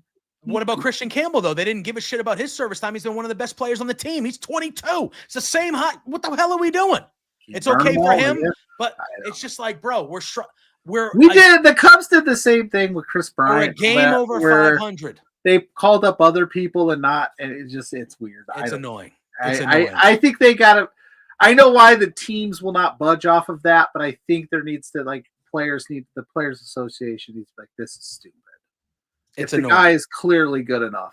Let him up. It's annoying. It's like Roman Anthony is hitting like 400 with like 11 homers down there. And it's like, okay, are you telling me this guy can't DH? And that's why they're like, well, we want Devers to go to first so Roman Anthony can come up and DH. Sorry, Fernando. My bad. He's 21, bro. I don't care where he plays. Just get him up here. Yeah. What are we doing, man? Like, stop it. Stop it. All I'll say to tie that together is Rafi better keep careful. He's going to end up in Colorado where they've won 6 games. He won't care. And again, I don't say that negatively. I love Rafi Devers. I love the way he plays the game. He's exciting. He's always having fun out there. Again, he's a young kid, and he doesn't. I say he's a young kid. He's in his mid-20s, but baseball years, he's a young kid still in baseball years. And yeah, okay, I get that, but this is a wait. You're doing it wrong. You got to do the Moneyball thing where he goes, I think you're forgetting something here. Neither one of these guys knows how to play first base. Yeah. So you're going to have to teach them. Yeah, they're professional baseball players. And trust me, like I never made it to the pro levels at all, but I played first base my whole baseball career through the age of like 20 I played. And like, yeah, there are nuances to the position. It's a fucking easy position to play. They're pro baseball players. They should be able to figure out first base. And, it's just, what about Yoshida? Yoshida can't play first base. He's terrible in the outfield. You don't think he can play first base? He's a good bat. We have no room for him. Put him at first base. Figure it out. It I makes gotta me, watch Romy and Michelle's high school reunion out there. Romy Gonzalez. Who the fuck is that? You ever heard of Romy Gonzalez? Exactly, you haven't. I haven't. Have you ever heard of Abraham Toro? Maybe it's so bad that they were like, all right, I guess we should ask Rafi. Maybe they exhausted all the other options first. Like, and they're, what are we doing, man? We are the Boston Red Sox, and you have Abraham Toro and Romy Gonzalez platooning first base. Get out of here, bro. I understand it was a freak injury. Not that I thought Casas was anything special either. But, like, I understand it was a freak injury and his knee exploded, and you weren't Fernando, I'm not worried about the team like that. It's just, why am I waiting? Why am I waiting to see Roman Anthony, who's crushing the ball in AAA? Why am I waiting to see Marcelo Meyer when Trevor Story's batting fucking 210? Why? Trevor Story still in Major League Baseball? Yeah, he's actually had some clutch hits this year. He hasn't been bad. He's a leader on the team. Like, I like him. I like him as a dude, but like, yeah, he's our starting shortstop, and he's great in the field, and he's had some clutch hits and some clutch homers, but he bats in the low twos. He's not good. You got Marcelo Meyer fucking crushing the ball down. Like, stop it.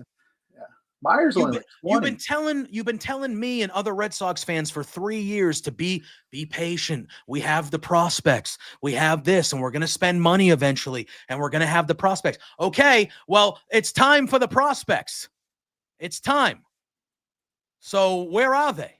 Why am I waiting still for the prospects? I've seen what Christian Campbell can do in the first month.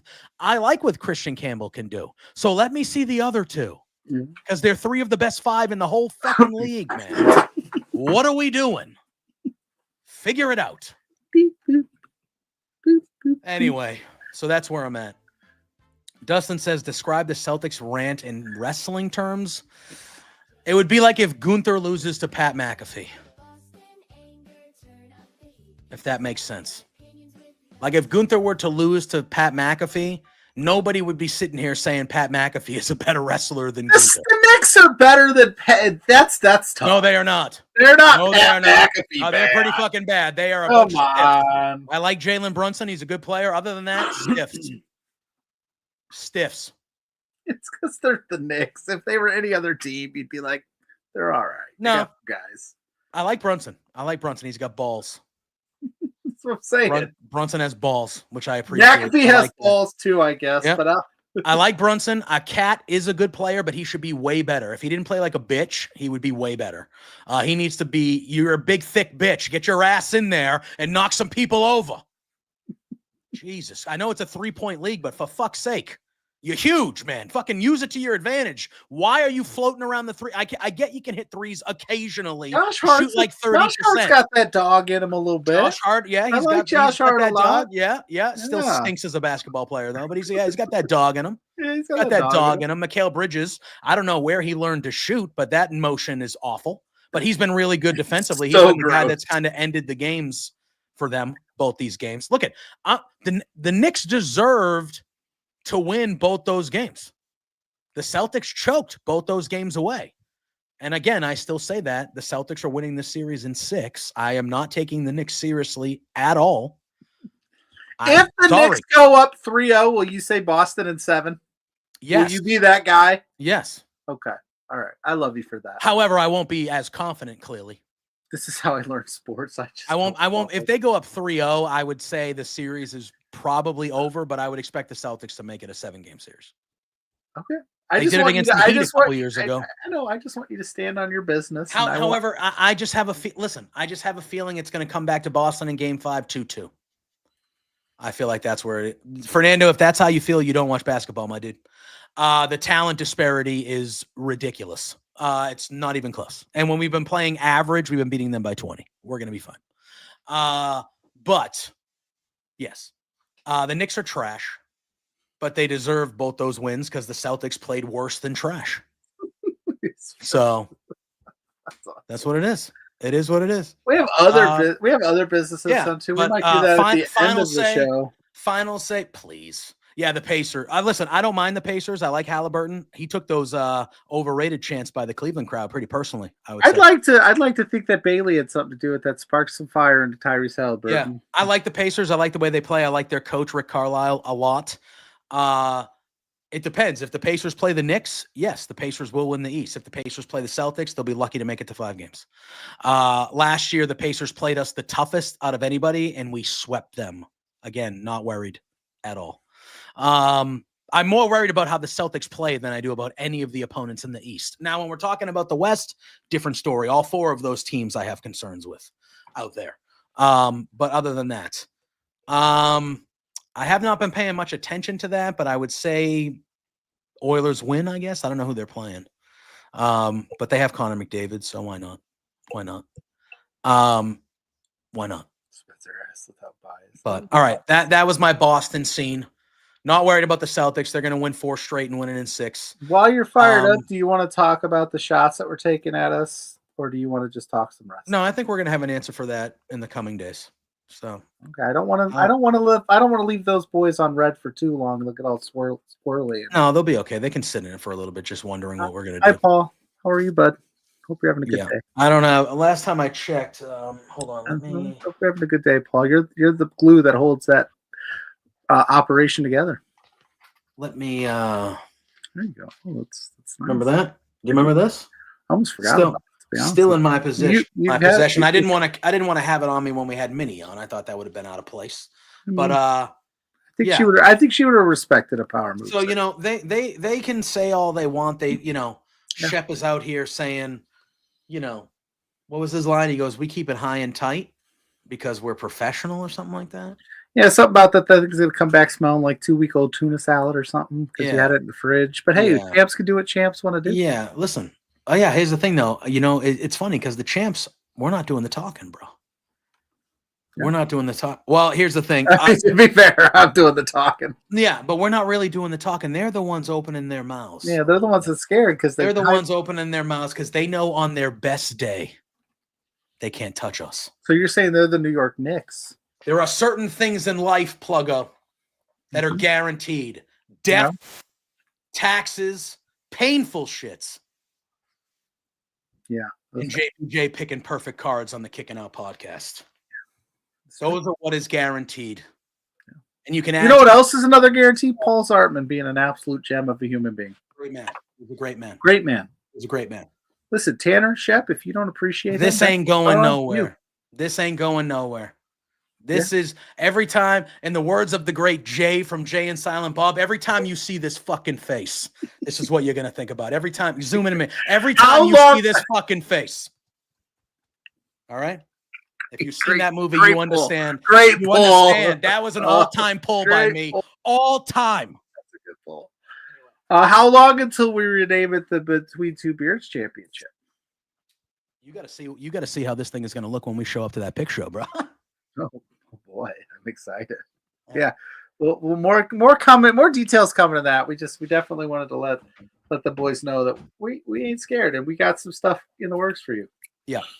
Yeah. But yeah. Anyway, wrestling for the. Should we go back to the wrestling? I guess we talk Dynamite. Sure. What are we going to talk? A-Dub, Dynamite. What else we got going? Whatever you want, boss. We didn't touch on the releases. We didn't really touch on the releases. We can kind of touch on that real quick if you want. I mean, obviously terrible. Terrible. Anytime it happens, we wish the best. Maria, you've missed a lot. I'm not going to lie to you. Late to say, better late than never. Better late than never. Glad you're here, but you've missed a lot. You're going to have to run back this one because there's some doozies. There's some doozies. There's some doozies on this one. We don't have to die. I think we've probably talked a bunch of releases throughout the shows that we've done. It sucks. It absolutely sucks, but it's terrible. But the wrestling landscape is very rich and very good. There should be places for these people to go make a lot of money if they so choose. I know you retweeted it, but I thought Matt Cardona, who's has to be a shining example for all these people, really. He said there's 3 ways you can go. You can either just stop wrestling and call it quits. He goes, or you can, ride off your name, go do your bookings as formerly known as blah, blah, blah, blah, blah. Or you can go make a lot of money, reinvent yourself like he did. And, I think he's kind of the example. Yeah, he's like the of what you can do. And then you have the other example. You have the Drew McIntyre got released at one point, and guess what? He's back. Maria, I will say this time around, it did feel like a lot of women were on that list. Which I is love that unfortunate. everything we've done tonight. We had the amazing Minnie on, and Spencer's like, we have a new song to describe JPJ Yes, Singer. that is That's true. on brand. It debuted And then I also thought I thought Mandy Rose had a great. She was talking about it. She's like, hey, don't worry. I know it's a tough moment. Don't panic. You don't have to take everything that gets thrown at you.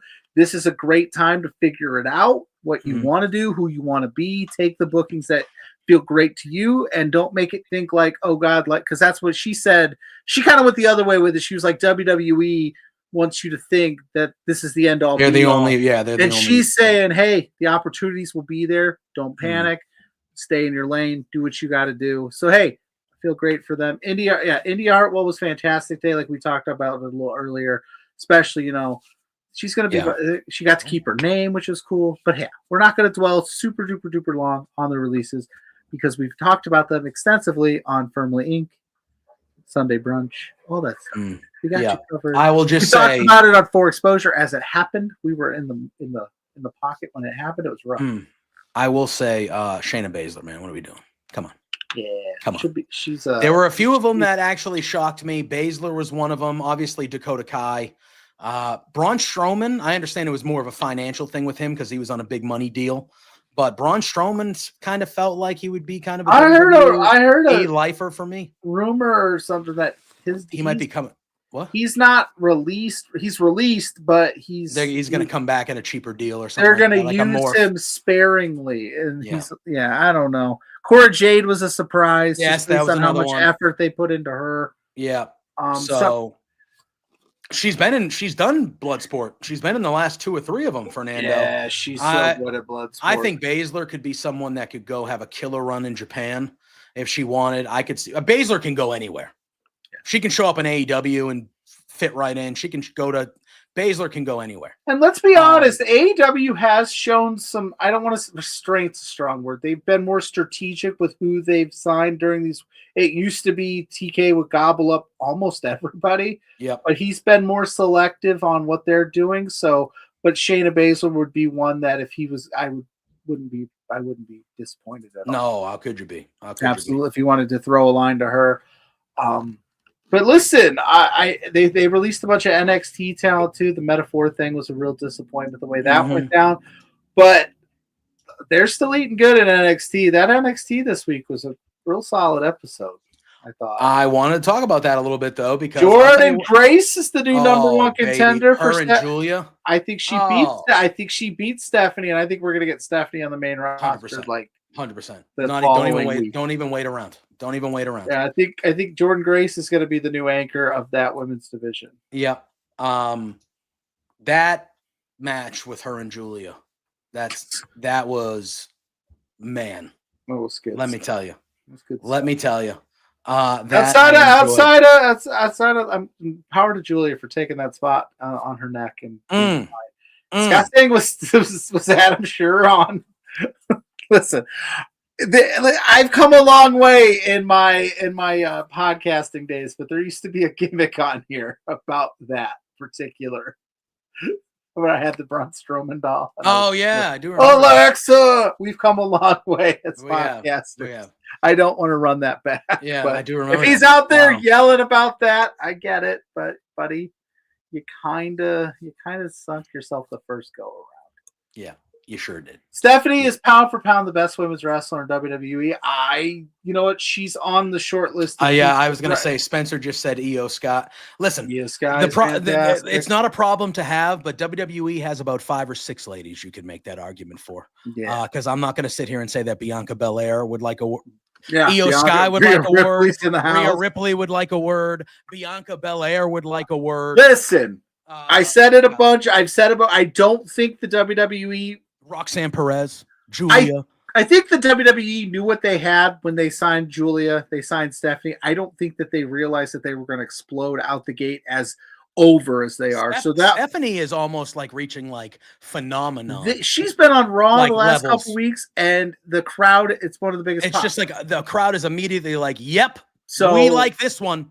We That's like a this very one. good problem to Yes, have.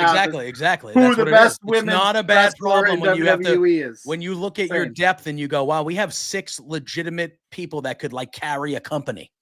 Yeah. Here. And that's just on the main roster. And then you Yeah. get into NXT and you're like, oh, Yeah. Zarya's really coming Zarya. into her own. Sol Ruka's really You coming got into Jordan her own. Grace, which we mentioned down there. You got Sol Ruka, Jada Parker. You have all Which- these homegrown ones that are really good down there too. Jada Parker. And then on the flip side, when I was watching that men's battle royal, which I'm not disappointed The men's in the division result, is weak. I was just like, I was looking at it and I go, Weak. I'm the battle royal, they get all the participants out there, and I'm like, okay, they've done Trick, they've done Ethan Page, they've already kind of exhausted Javon Evans. Like, what are they going to do here? They go with Miles Bourne, which I liked. Yes. Which I liked, and I liked the way they did it, but I was also like, this is what you got right now. We got to figure out NXT's men's division for sure. Yeah. And I think it's one of the reasons why we're not seeing guys that are ready to be like. I think Trick Williams has been ready to be called up for a while now. I think they're in a situation where they're like, if we lose him, it's bad. If we got nothing. We got no depth here. They just got rid of a guy. Eddie Thorpe was fighting for the world title the last 2 or 3 months, and he was on that list. You know, so it's like, yeah, NXT is on the men's side of things. There's good names at the top. But once you get past that number 3 or 4 guy, it is well, and they've got Ricky Saints, but they're doing, they're giving him the proper NXT or North American run. Yeah, Ricky Saints is on that list. They're not going to throw him, and that's why Trick's over in TNA fighting with Joe Hendry. That's why they're leaning on Joe Hendry quite a bit. They'll get it figured out. I'm interested. I liked what Charlie Dempsey did on Tuesday, where he wasn't excited. I'm taking the spot for the better of the team, and Piles is like, the hell you are. And they had been teasing for the last couple weeks that Miles Bourne was kind of going against Dempsey a little bit. I don't know if you saw the social media promo, but Miles Bourne cut a promo saying like, this is for all the boys and girls that are like different and think or have disabilities and think that they're different. That. I like that a lot. I like him, man. Yeah, I like him. He's funny. I don't think he beats Obafemi though. No, of course not. But I think that's a good spot. And I know people have said it, dude. I can't not look at that guy and think of young bald Randy Orton. He did the damn power slam on Tuesday. He does the moveset. He looks just like. I'm like, that is Randy. He's an Orton, RKO man. away from. He's I'm an like, MKO. Young, head shaved Randy Orton, man. Yeah. No, it's I like him. I like him. He's a Are guy. we sure that's not Randy's son? He's not there yet. He's not there yet, but I think they gave him this opportunity because I think he's kind of been identified as a guy that could be there. I also like Tavion Heights as well. I like everybody that's in that group. Matty Rankowski rules, and obviously Dempsey is great as well. Or Ren Sinclair. Sorry, bro. Wow. You even watched the product? My bad. Sorry, I'm just reviving my NWA love. But yeah. Well, listen, Fernando, if you watch that social media promo that he did, which it's a quick one. It's like a minute long. I would recommend it. If you look at Dempsey in the background there, he's like leaning against the wall, kind of not feeling great about his situation. So I could see a Miles go solo, but I could see it go the way of like Dempsey kicking him out kind of thing. If they want to go that route, we'll see. But I thought it was a great episode of NXT. I enjoyed it a lot. And then I thought last night we got a really strong episode of Dynamite. Can I say something about Dynamite before you talk about all the strong stuff? Yeah. Can we get rid of the Eliminator match or not put 2 of them on the same show? I like I like the matches. I just hate the stipulation. Like, oh, you're going to wrestle the champ, and if you beat the champ, you get a shot at the champ. But nobody ever beats the champ except for like one time. Yeah. And and if you're going to put 2 of them on the show because we know you're not going to pull the trigger on it, just do 1. And then the 4-way, so all 3 of those women are eliminated. So you just wiped out 3 of your. Granted, there was some shenanigans with Megan. The match was cool. Megan Bain got in the mix. I get it. Harley Cameron absolutely killed it. She's the best. But by your logic, Anna Jay's now out of the mix. Thunder Rosa's out of the mix. And oh my God, I'm blanking on who the 4th one is. Who's the 3rd one? Who's the other one? Oh my gosh. It was Thunder. It was Thunder Penelope Rosa. Ford. Penelope Ford. Yeah. Because of Megan Yeah. Bayne. So you just eliminated all three of those women from your, because that's what it's designed for. And I just was like, don't do a 4-way. I thought the match itself was good though. Yeah. And I thought all 4 women looked great. And I thought they, now we're going to get a little tag team program where it's going to be Megan Bayne and Penelope versus Harley and Anna Jay. I thought right before the match that backstage with Anna and fucking ruled. Who wants to get choked out? And she goes, I do. Yeah, I do. I was like, oh, girl, how dare you make me? I am Harley Cameron stan. Yes. She is Yes. the best. Yes, I loved this, where Harley's like, "Oh, we bring the TNA to AEW, tenacity and aggression," and then Anna Jay's like, "And tits and ass." Like she's just like, yeah, we got the other one. You got my fat ass tonight. She's like, yeah, you got my fat ass the other night. You got my fat ass today. Hop on, and then both hands. Yeah, both hands. God, I love it. I love it. Yeah, that was my only qualm with the episode was like, I don't need a fatal 4-way eliminator match, but it was a good match. The match was fine. Just don't put that stipulation on. That's all. Yeah, that's it. That's fair. And then Okada had an easy one. Come on. I don't understand. Roosh took out Kevin Knight to. But I thought they made Kevin Knight look good though. Sure, for sure. They did that. He gets his ass kicked, and he's the fighting guy. He's like, "No, don't cancel the match. I'm gonna do it, even though I'm beaten up." And then it turns into a competitive match. He looks good. Sure. I thought they did okay there. I just didn't need 2 eliminators. That's fair. That's fair. Ruins it for me. That's fair. But I think they've done a wonderful job with Kevin Knight. They've and Speedball. Both of them. Speedball, baby. Always. And I think they teased a future match with Okada and Speedball at the end of that thing too. Which please, yes, yeah, yes. that would go. Fernando, yeah, I do think that Harley and Anna Jay do have a little bit of iconic, like at least in the comedic side of things, a little iconic vibe, a smidge. I just like, and I want to say this properly.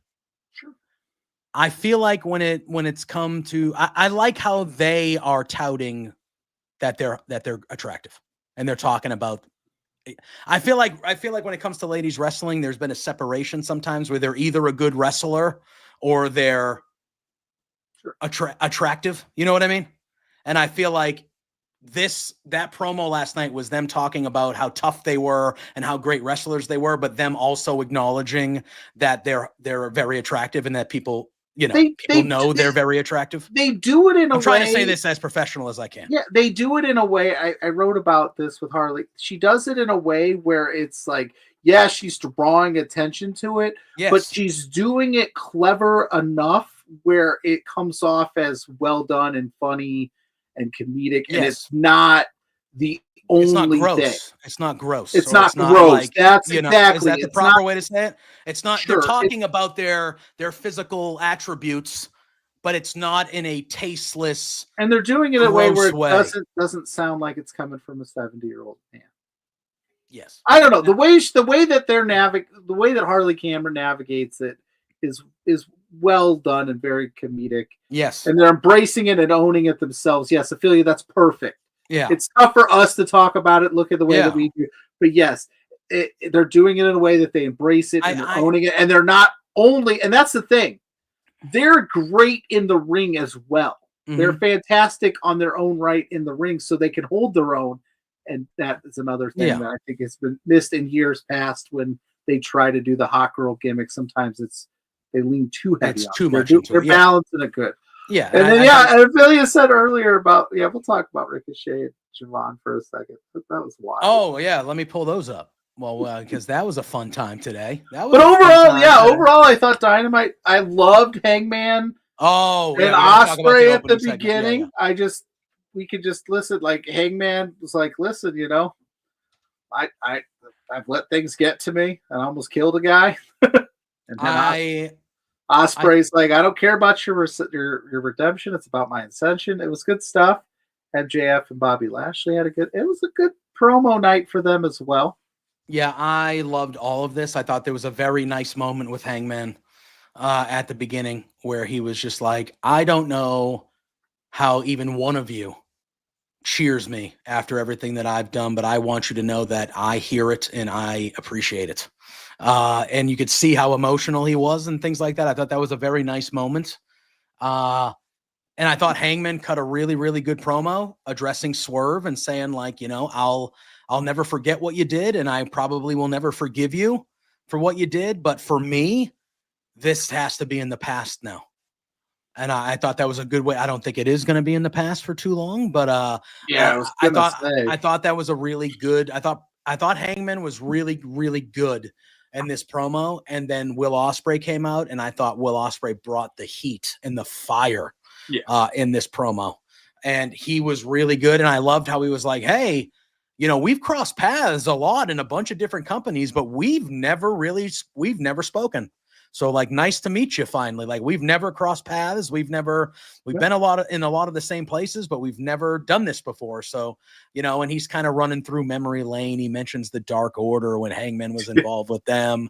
That got a nice little. That was so cheeky of him, I too. know. To be like, the Dark Order's the thing you bring up first. Yeah. And then he talks about the cage match and all, you know, a bunch of stuff.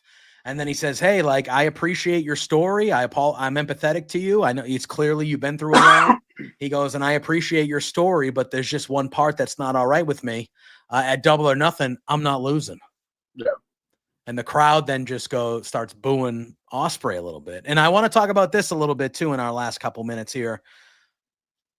I can't help but think that the crowd is going to be very pro Hangman here.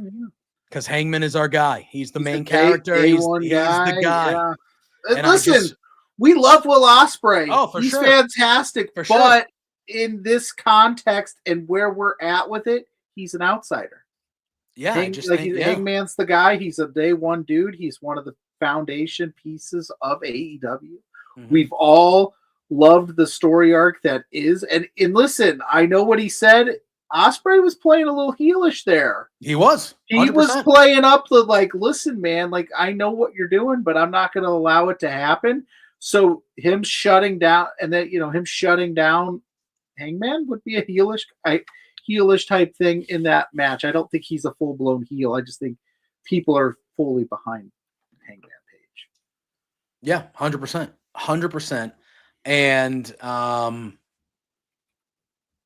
yeah, I thought it was great. And Will had that one line where he said, you know, whatever. He was like, "This is not about your redemption. It's about my ascension," which was a great line. Connor and Victor, dude. Yeah. Connor and Victor. It was about, and I thought that was a really great line from Will. I thought that was good. I thought that there was a lot of heat to it, and then you couple that, the Don Callis stuff, yada, yada, yada. And we're getting a Can We Coexist match next week, though. Yeah, and listen, Hangman, that stare down, dude, said everything you need to know. I don't think they're going to coexist. I think it's going to come to blows.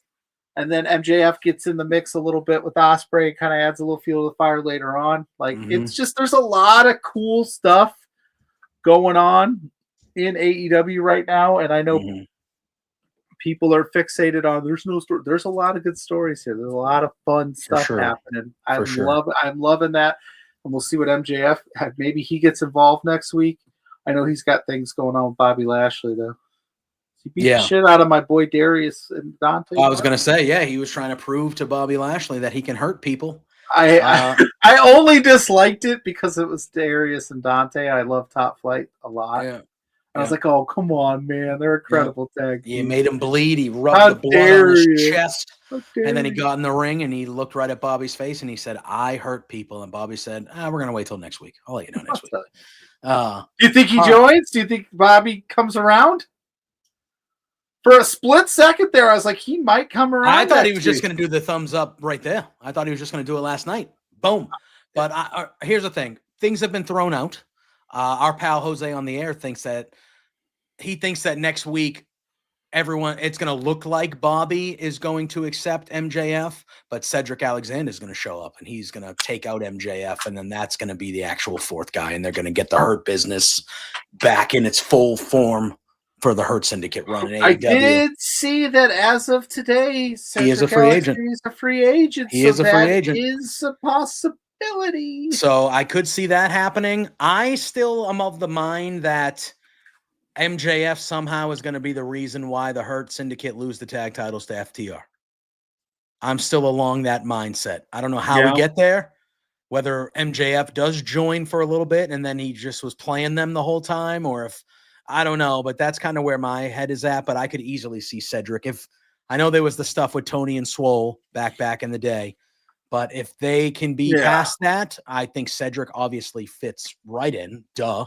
Yeah. We've seen it before. We know it'll work. The crowd would love it. So I don't want to discount the Tony and Big Swole stuff because it was definitely a problem. But I would say enough time has passed, and I think Cedric would what's best for business type deal, and I think I think you could make it work for what they could do. And hey, maybe you get Swole back in the mix. Maybe they can get her back. I loved Big Swole. I still to this day catch myself going Swole. I thought she was fantastic. She was the best. Mm-hmm. Yeah, good solid week of professional wrestling. I thought, man, I really did. And we got stuff coming. Yeah, and then in a couple weeks we got that Saturday night's main event weekend. You got Saturday night's main event on that Saturday. Then that Sunday we have NXT Battleground and Double or Nothing. Yeah, and they're on the same day. Yeah, and I think they're at the same time. I don't think WWE's doing an afternoon. I think it's. Are they doing an afternoon to get away from Double or Nothing? I don't know, but if you've kind of noticed, which I'm not super thrilled about this weekend, is that the pay-per-views have been started at 6. I've been loving that. I kind of like that. On Saturdays, I don't think they need to. This Saturday, I'm a little disappointed just because I got baseball at 4, so I'm going to be rushing home. But look, guys, pitch fast, pitch quick. Let's get the dub. Let's get out of here. Get out of here. Mercy. Coach has got stuff to do. Yeah, mercy. Yeah. Let's mercy him. We got to mercy this one, boys. All right, let's dive in. 10 runs by the 4th. Let's go. Yeah, let's dive into this Ricochet Javon Evans thing real quick. I don't know how it started. I only saw the one tweet. It started. So somebody tweeted Javon Evans. All right, so Ricochet. This was yesterday. Yeah, last night. Ricochet quote tweeted a tweet that said, "Javon is the best young prospect in wrestling, and don't come in my replies talking about some randoms nobody never heard of either." So that was the original tweet. That's some nobody. Okay. Ricochet, I don't want to say some nobody, but that's a different account. Nobody I've heard of. Sure. Ricochet quote tweeted it and just said, "I'd squash him." That's what Ricochet said. Which is on he would squash Javon Evans. Current Ricochet. Correct. Okay, Ricochet sounds like he's working there. So then, like he's working. Hear me out, working. I don't think he's shooting. I think it's Ricochet in character. So then Javon quote tweets. I saw that. And he says, "My bad. I just got done training at the Performance Center under Shawn Michaels, something that you don't have or do, but I bet your brown egghead ass would squash me if Tony told you to. Much love, OG." Okay, right there sounds playful. Hashtag the young OG. Hashtag Tupac of this generation. That's the whole quote. That's the old tweet.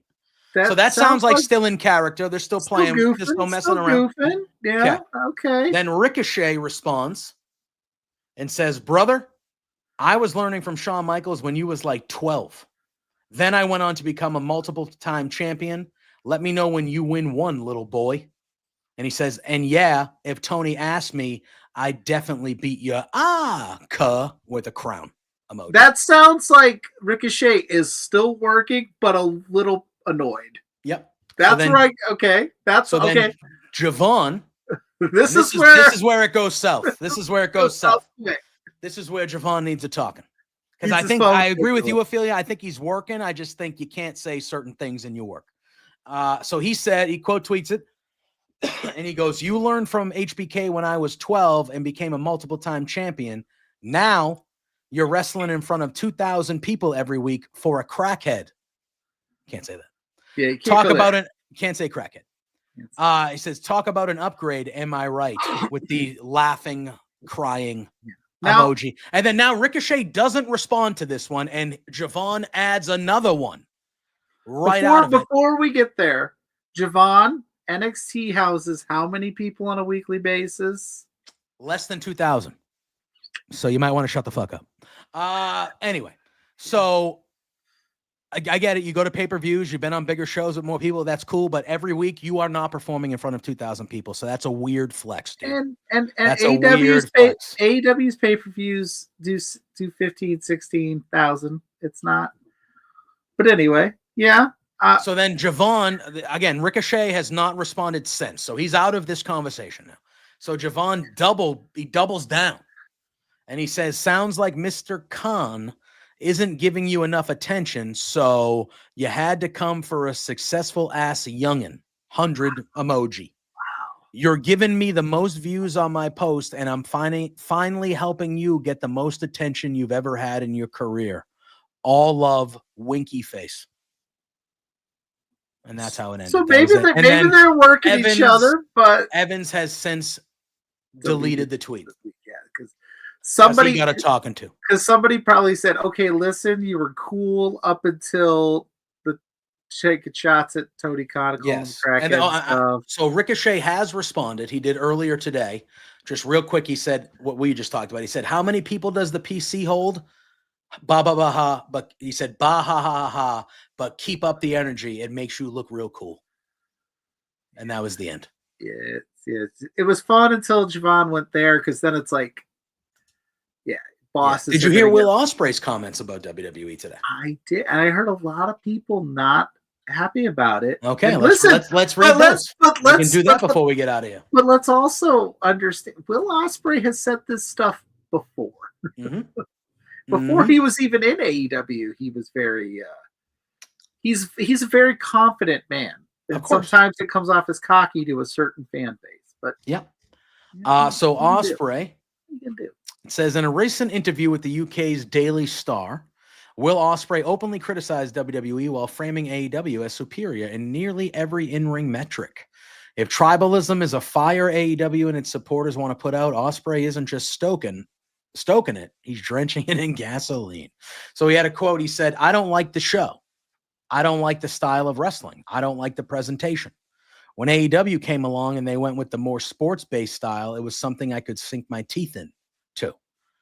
Ospreay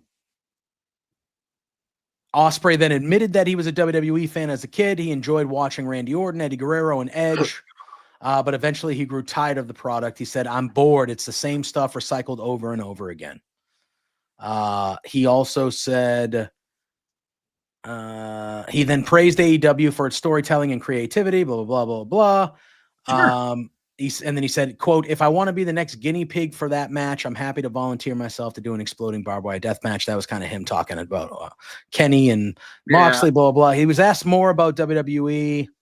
It says, as Ospreay addressed the AEW-WWE rivalry, he undermined WWE's in-ring talent.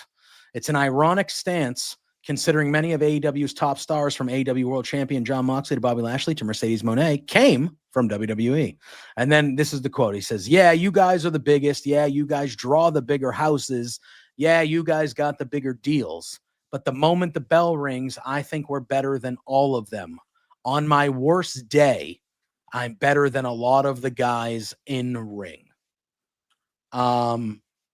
He then said, he acknowledged that when it comes to cutting promos, stars like CM Punk and Roman Reigns are sick. But he doubled down on the match quality, stating, in ring, I generally don't think there is anyone from that side that matches any of our guys. Okay, that's where you lost me, Will. Yeah. Because I agree. I was going to ask you, Will Ospreay's in-ring work, who in the WWE right now would you say is on par with Will Ospreay? And I'm not saying that to say that there isn't anybody. I'm just generally asking the question.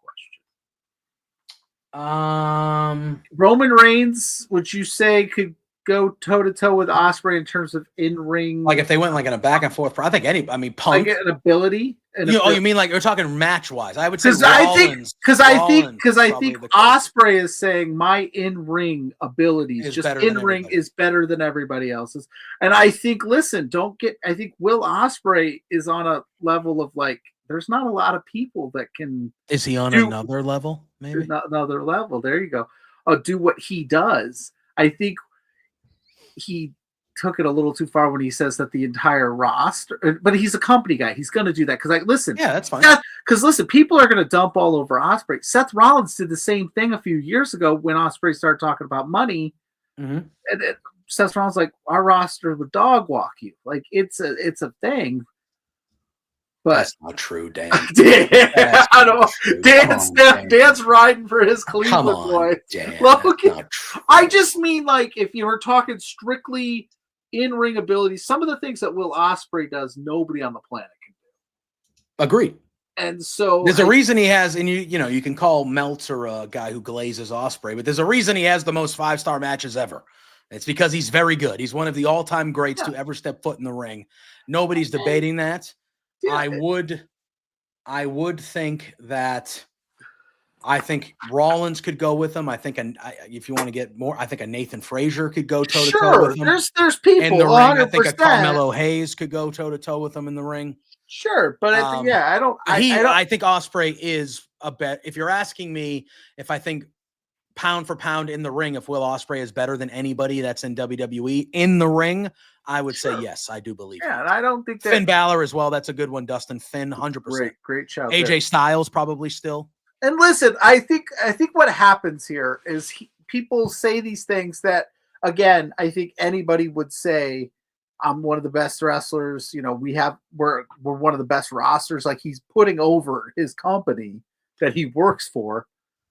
But I also think that a few people don't remember that the WWE made a massive push to sign this guy. Yeah. So they wanted him too. And had he signed there, if he would have said those things as a WWE contractor wrestler, everybody would be like, oh, it's no big deal. It's just news because he took a shot. Do I think Will sometimes gets into puts his foot in his mouth a couple times? Yeah, I think he does. I think sometimes he doesn't need to take those shots because he's so good. But I don't hate him. Yeah, like I feel like this whole conversation was unnecessary. Yeah, I don't think he was necessarily wrong on anything he said. Like Ophelia says, I don't see a problem with anything he said. He didn't attack anyone personally. He was just generalizing. Yeah, I had no problem with what Roman he said. Reigns comes out tomorrow and goes, yeah, I'm one of the best wrestlers on the planet. Nobody can touch me. Yeah, I'm not going to disagree. I'm not going to disagree with him. Nobody bats an eye. No, because it's true. It's a true statement. And Will Ospreay says it like, oh, but then all of a sudden, he kind of started saying, and then when that comment about, Bobby Lashley, but when Bobby Lashley, Mercedes Moné, all those people that left WWE has kind of said the same thing. I've got more creative freedom to wrestle the way that I like to wrestle and do the things that I like to do. It's a different system. It's a different thing. Yeah, sure is. Guess what? Wrestling is subjective. Nobody's wrong here, except for Hulk Hogan. And anybody that disagrees with me. There's There's a new Pope. Is there? He's from Chicago. Come on, bro. Are you kidding me? What's his you didn't hear name? about this? I Pope heard Leo, about it, baby. but Pope Leo the 14th. He's an American. Listen, I have never been. I'm probably a terrible adult. I don't. No, I'm not saying it for religion. It's just a big deal. It's a new Pope. I know. I'm just saying, like, I don't pay as much attention to news as maybe I should as an adult male with children and a family and I just don't. I'm bad at it. I'm like the worst adult ever. Listen, it's all negative shit mostly anyway, so you don't want to pay attention to it. But I mean, it's a new Pope. That happens, that's only happened like it's not Scotty 4 times in our lives, maybe. It's not Scotty, which is it's the last Pope I could name from Eurotrip. Yeah.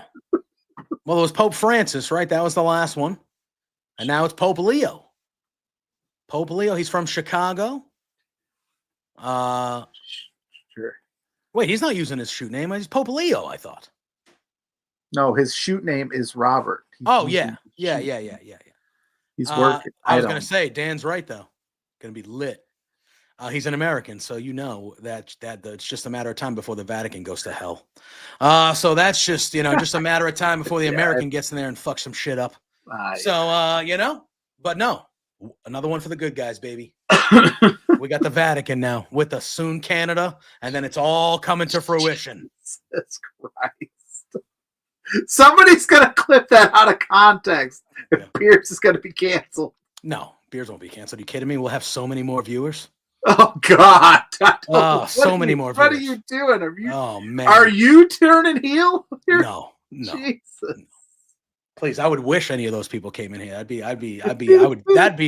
could be playing that Boston anger thing throughout the duration. We're gonna need a quick hitter on that one. That was a joke just for my Canadian friends. Oh yeah. Oh, that was just a joke for my Canadian friends. But all right, that's going to do it for Celtics us. Boo all Boston sports, go Canada. Dustin has turned on you now. It is what it is. Everybody does eventually. So that Canadian anger is coming out. That's a much nicer song. Yeah. Is it? Yeah, I would think. Violins and I'm shit. I'm just slightly perturbed. Probably Paula Cole singing it or something like that. Enya. That's probably. Shout out to Dustin for the Boston anger song. You rock, my guy. Yeah, for real. Pope Leo is the most Pope name someone from Chicago can have. I mean, Pope Leo is a pretty badass name. But here's my thing. His name is so like, do they already know when this guy, first of all, this guy's like young, 69, nice. Looks in good shape, ready to go. Looks like he might like be I for a said, while. this guy's young. He's 69. I'm like, Jesus. I mean, that for a Pope, that's young. Francis was like old. I am. So here's my thing. So because his real name is Robert, but he's going by Pope Leo, do they already know what like the next Pope's name's gonna be? Like it doesn't matter. It's like a wrestling thing. Like you get your own character name. Oh, what's your name? Rob. All right. Well, you're Pope Leo the 14th. Maybe they get to pick it, or it is. Yeah, maybe they sign. Like, do they have a lineage of It's like this is the next Pope's name here? Maybe the Vatican is like, listen, we can't make money. We don't want you to have your own. Well, it's they like can't make WWE. money. It's WWE. They're gonna sell your likeness. Yeah. No, they choose. choose. Okay, good to know. I was raised Catholic. I went to Catholic school 1st through 8th grade, but I don't know because I'm like, oh, he's in Chicago. He's an American. His name's Rob or Robert, and then it's like, yeah, he's Pope Leo the 14th. I go, Leo's not even part of. It's not his middle name. It's where the hell you getting Leo from? Maybe he likes it. I mean, great name though, Pope Leo. Oh, tremendous. All right, anyway, we got to get the hell out of here. Pluggo, another good one tonight, babe. Imagine if they release a Pope next year. It'll be what's the Pope Leo doing in Impact Zone? Yeah. Another good one tonight. We want to thank Minnie for joining us in the first half of the show. Awesome. She was great. She was a lot of fun. We'll definitely be having her back on in the future because she was great. Listen, the Pope from NWA is one I was going to say, favorite. the Pope. I could I could listen to him talk about paint drying for hours on it. Yeah. Pluggo, let the people know what you got going on this week. Shout out baseball out game that's going to affect your start watching of Backlash. Hopefully it won't, because there's an hour and a half time limit. So hopefully I get home in time. I should be home in time. Yeah. I don't know what I got going on this weekend, but I do tell you, as always, For Exposure, we'll be here at 10 a.m. Saturday morning. I don't know what we're talking about quite yet. We're putting that all together, getting all the independent wrestling shows. I'm like all of a sudden have like a cough. But so check that out. It'll be right here on Love Wrestling. Boom, do that between two beards every Thursday night, 8 p.m. If you want to know what we got going on the show, at B2Beards on all social media platforms. We'll be there for you with what we got going on. I don't know what we got coming up. We got some stuff. We're working on some things because we're going to be talking some trash to a certain podcast that we're not going to name on here. But shout out to Paul. And then I got some interviews up on Love Wrestling CA right now with the wonderful Amira, Rachel Armstrong. I got something coming out with TFA heading into LPW 37. You won't want to miss that. That's where we go. And then you can find me at Pluggo. You know where to find me. Hell yeah. And I might write something this weekend. I'm not 100% sure. I think there was a good enough amount of stuff this weekend that I'm feeling like writing about it. So stay tuned to wrestling.ca. There we go. He told you where you can find us every Thursday night, 8 p.m., the flagship here on Love Wrestling, right here for Between Two Beards. You can find me Thursday mornings at 9 a.m. with my pal, Drew Nicholas. He was out sick today, so we had Doc Mueller fill in for him. Thank you to Doc for bailing me out earlier. Shout out to Doc. Yeah, great guy there. Yeah. But that's every Thursday at 9 a.m. right here on Love Wrestling as well. Monday nights after Raw, Wednesday nights after Dynamite. You can find me over on bodyslam.net. I do the Raw Dogs post show with Corey Hayes, and I do Dynamite Up, the Dynamite post show with Jose Gonzalez, Jose on the air. So that's where you can find me over on Body Slam doing some more wrestling things. That's hot. Be on the lookout. Our old pal Josh Robinson has something going on that you and I, there might be some announcements in the works there from both of us. So keep an eye out there. Yeah. And you can still follow me on JPJ Loves Gaming everywhere and on Twitch. I haven't been streaming a lot the last couple of weeks as I've started the new shoot job and they're running me ragged during this training. But soon enough in the future, we'll kind of start streaming again, playing some games, maybe some watch-alongs, things like that. But I'm just a tired boy. I'm a tired boy these last few weeks, and the next couple weeks are looking equally as busy for me. So I'm going to try to stream on Twitch when I can, but it's going to be very sparingly the next month or so still, as I'm kind of still getting situated. So that's where you can find me everywhere. Okay. Go follow Minnie. Go follow Dustin for hooking us up with that Boston Anger video. Yes. Go follow everyone in the chat. You guys are a great community. We've got a lot of cool people to hang out with. We do. It's very nice that we don't have to boot fools. I agree. Well, I had to boot somebody earlier. But that was one guy. The Beards crowd, they keep it tight. We keep it tight. You know, here's the thing, because what you don't want to happen is this. Live from the land of chowder and pain, JPJ's losing his freaking brain. Boston Anger, turn up the heat. He's got opinions with no defeat. If you come in the chat and you're an asshole, you're gonna hear that song. And that song's going to be a warning to you that you have exactly 17 seconds to shut your fucking mouth or get the fuck out of the chat. Okay? But none of you guys are fun. No, you guys that are all here are great. I'm just saying, if there's anybody watching that's thinking about that, that's what's going to happen. And then if you make it to this point of the episode, you get to hear Sue. Correct. And that's where we're going to go right now because we love Sue, just like we love all of you. Drew has no idea what just happened.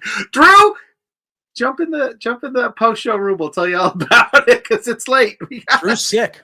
Oh, Drew called out of work today on Firmly Inc. He's not hopping in anywhere fun. He's not. That's what my mom always told me. Yeah, that's true. That's what my mom always told me. If you call out sick of work, you're not going out with your friends. We've been running the Boston Anger gimmick here on Beards for quite some time, and Dustin whipped that up literally as the show was going live. So that's all right. We got to get out of here, though. Yeah, we got to go. We're old I'm men tired, to work man. in the morning. I got to wake up early tomorrow. All right, everyone. We love you. Thank you to Minnie once more. Appreciate all. Say hi to Sue. We'll see you next week. Till then, peace. Peace. Hey there, PLUGGO and JPJ. It's Trent's mom, Sue, and I have a bone to pick with you. So,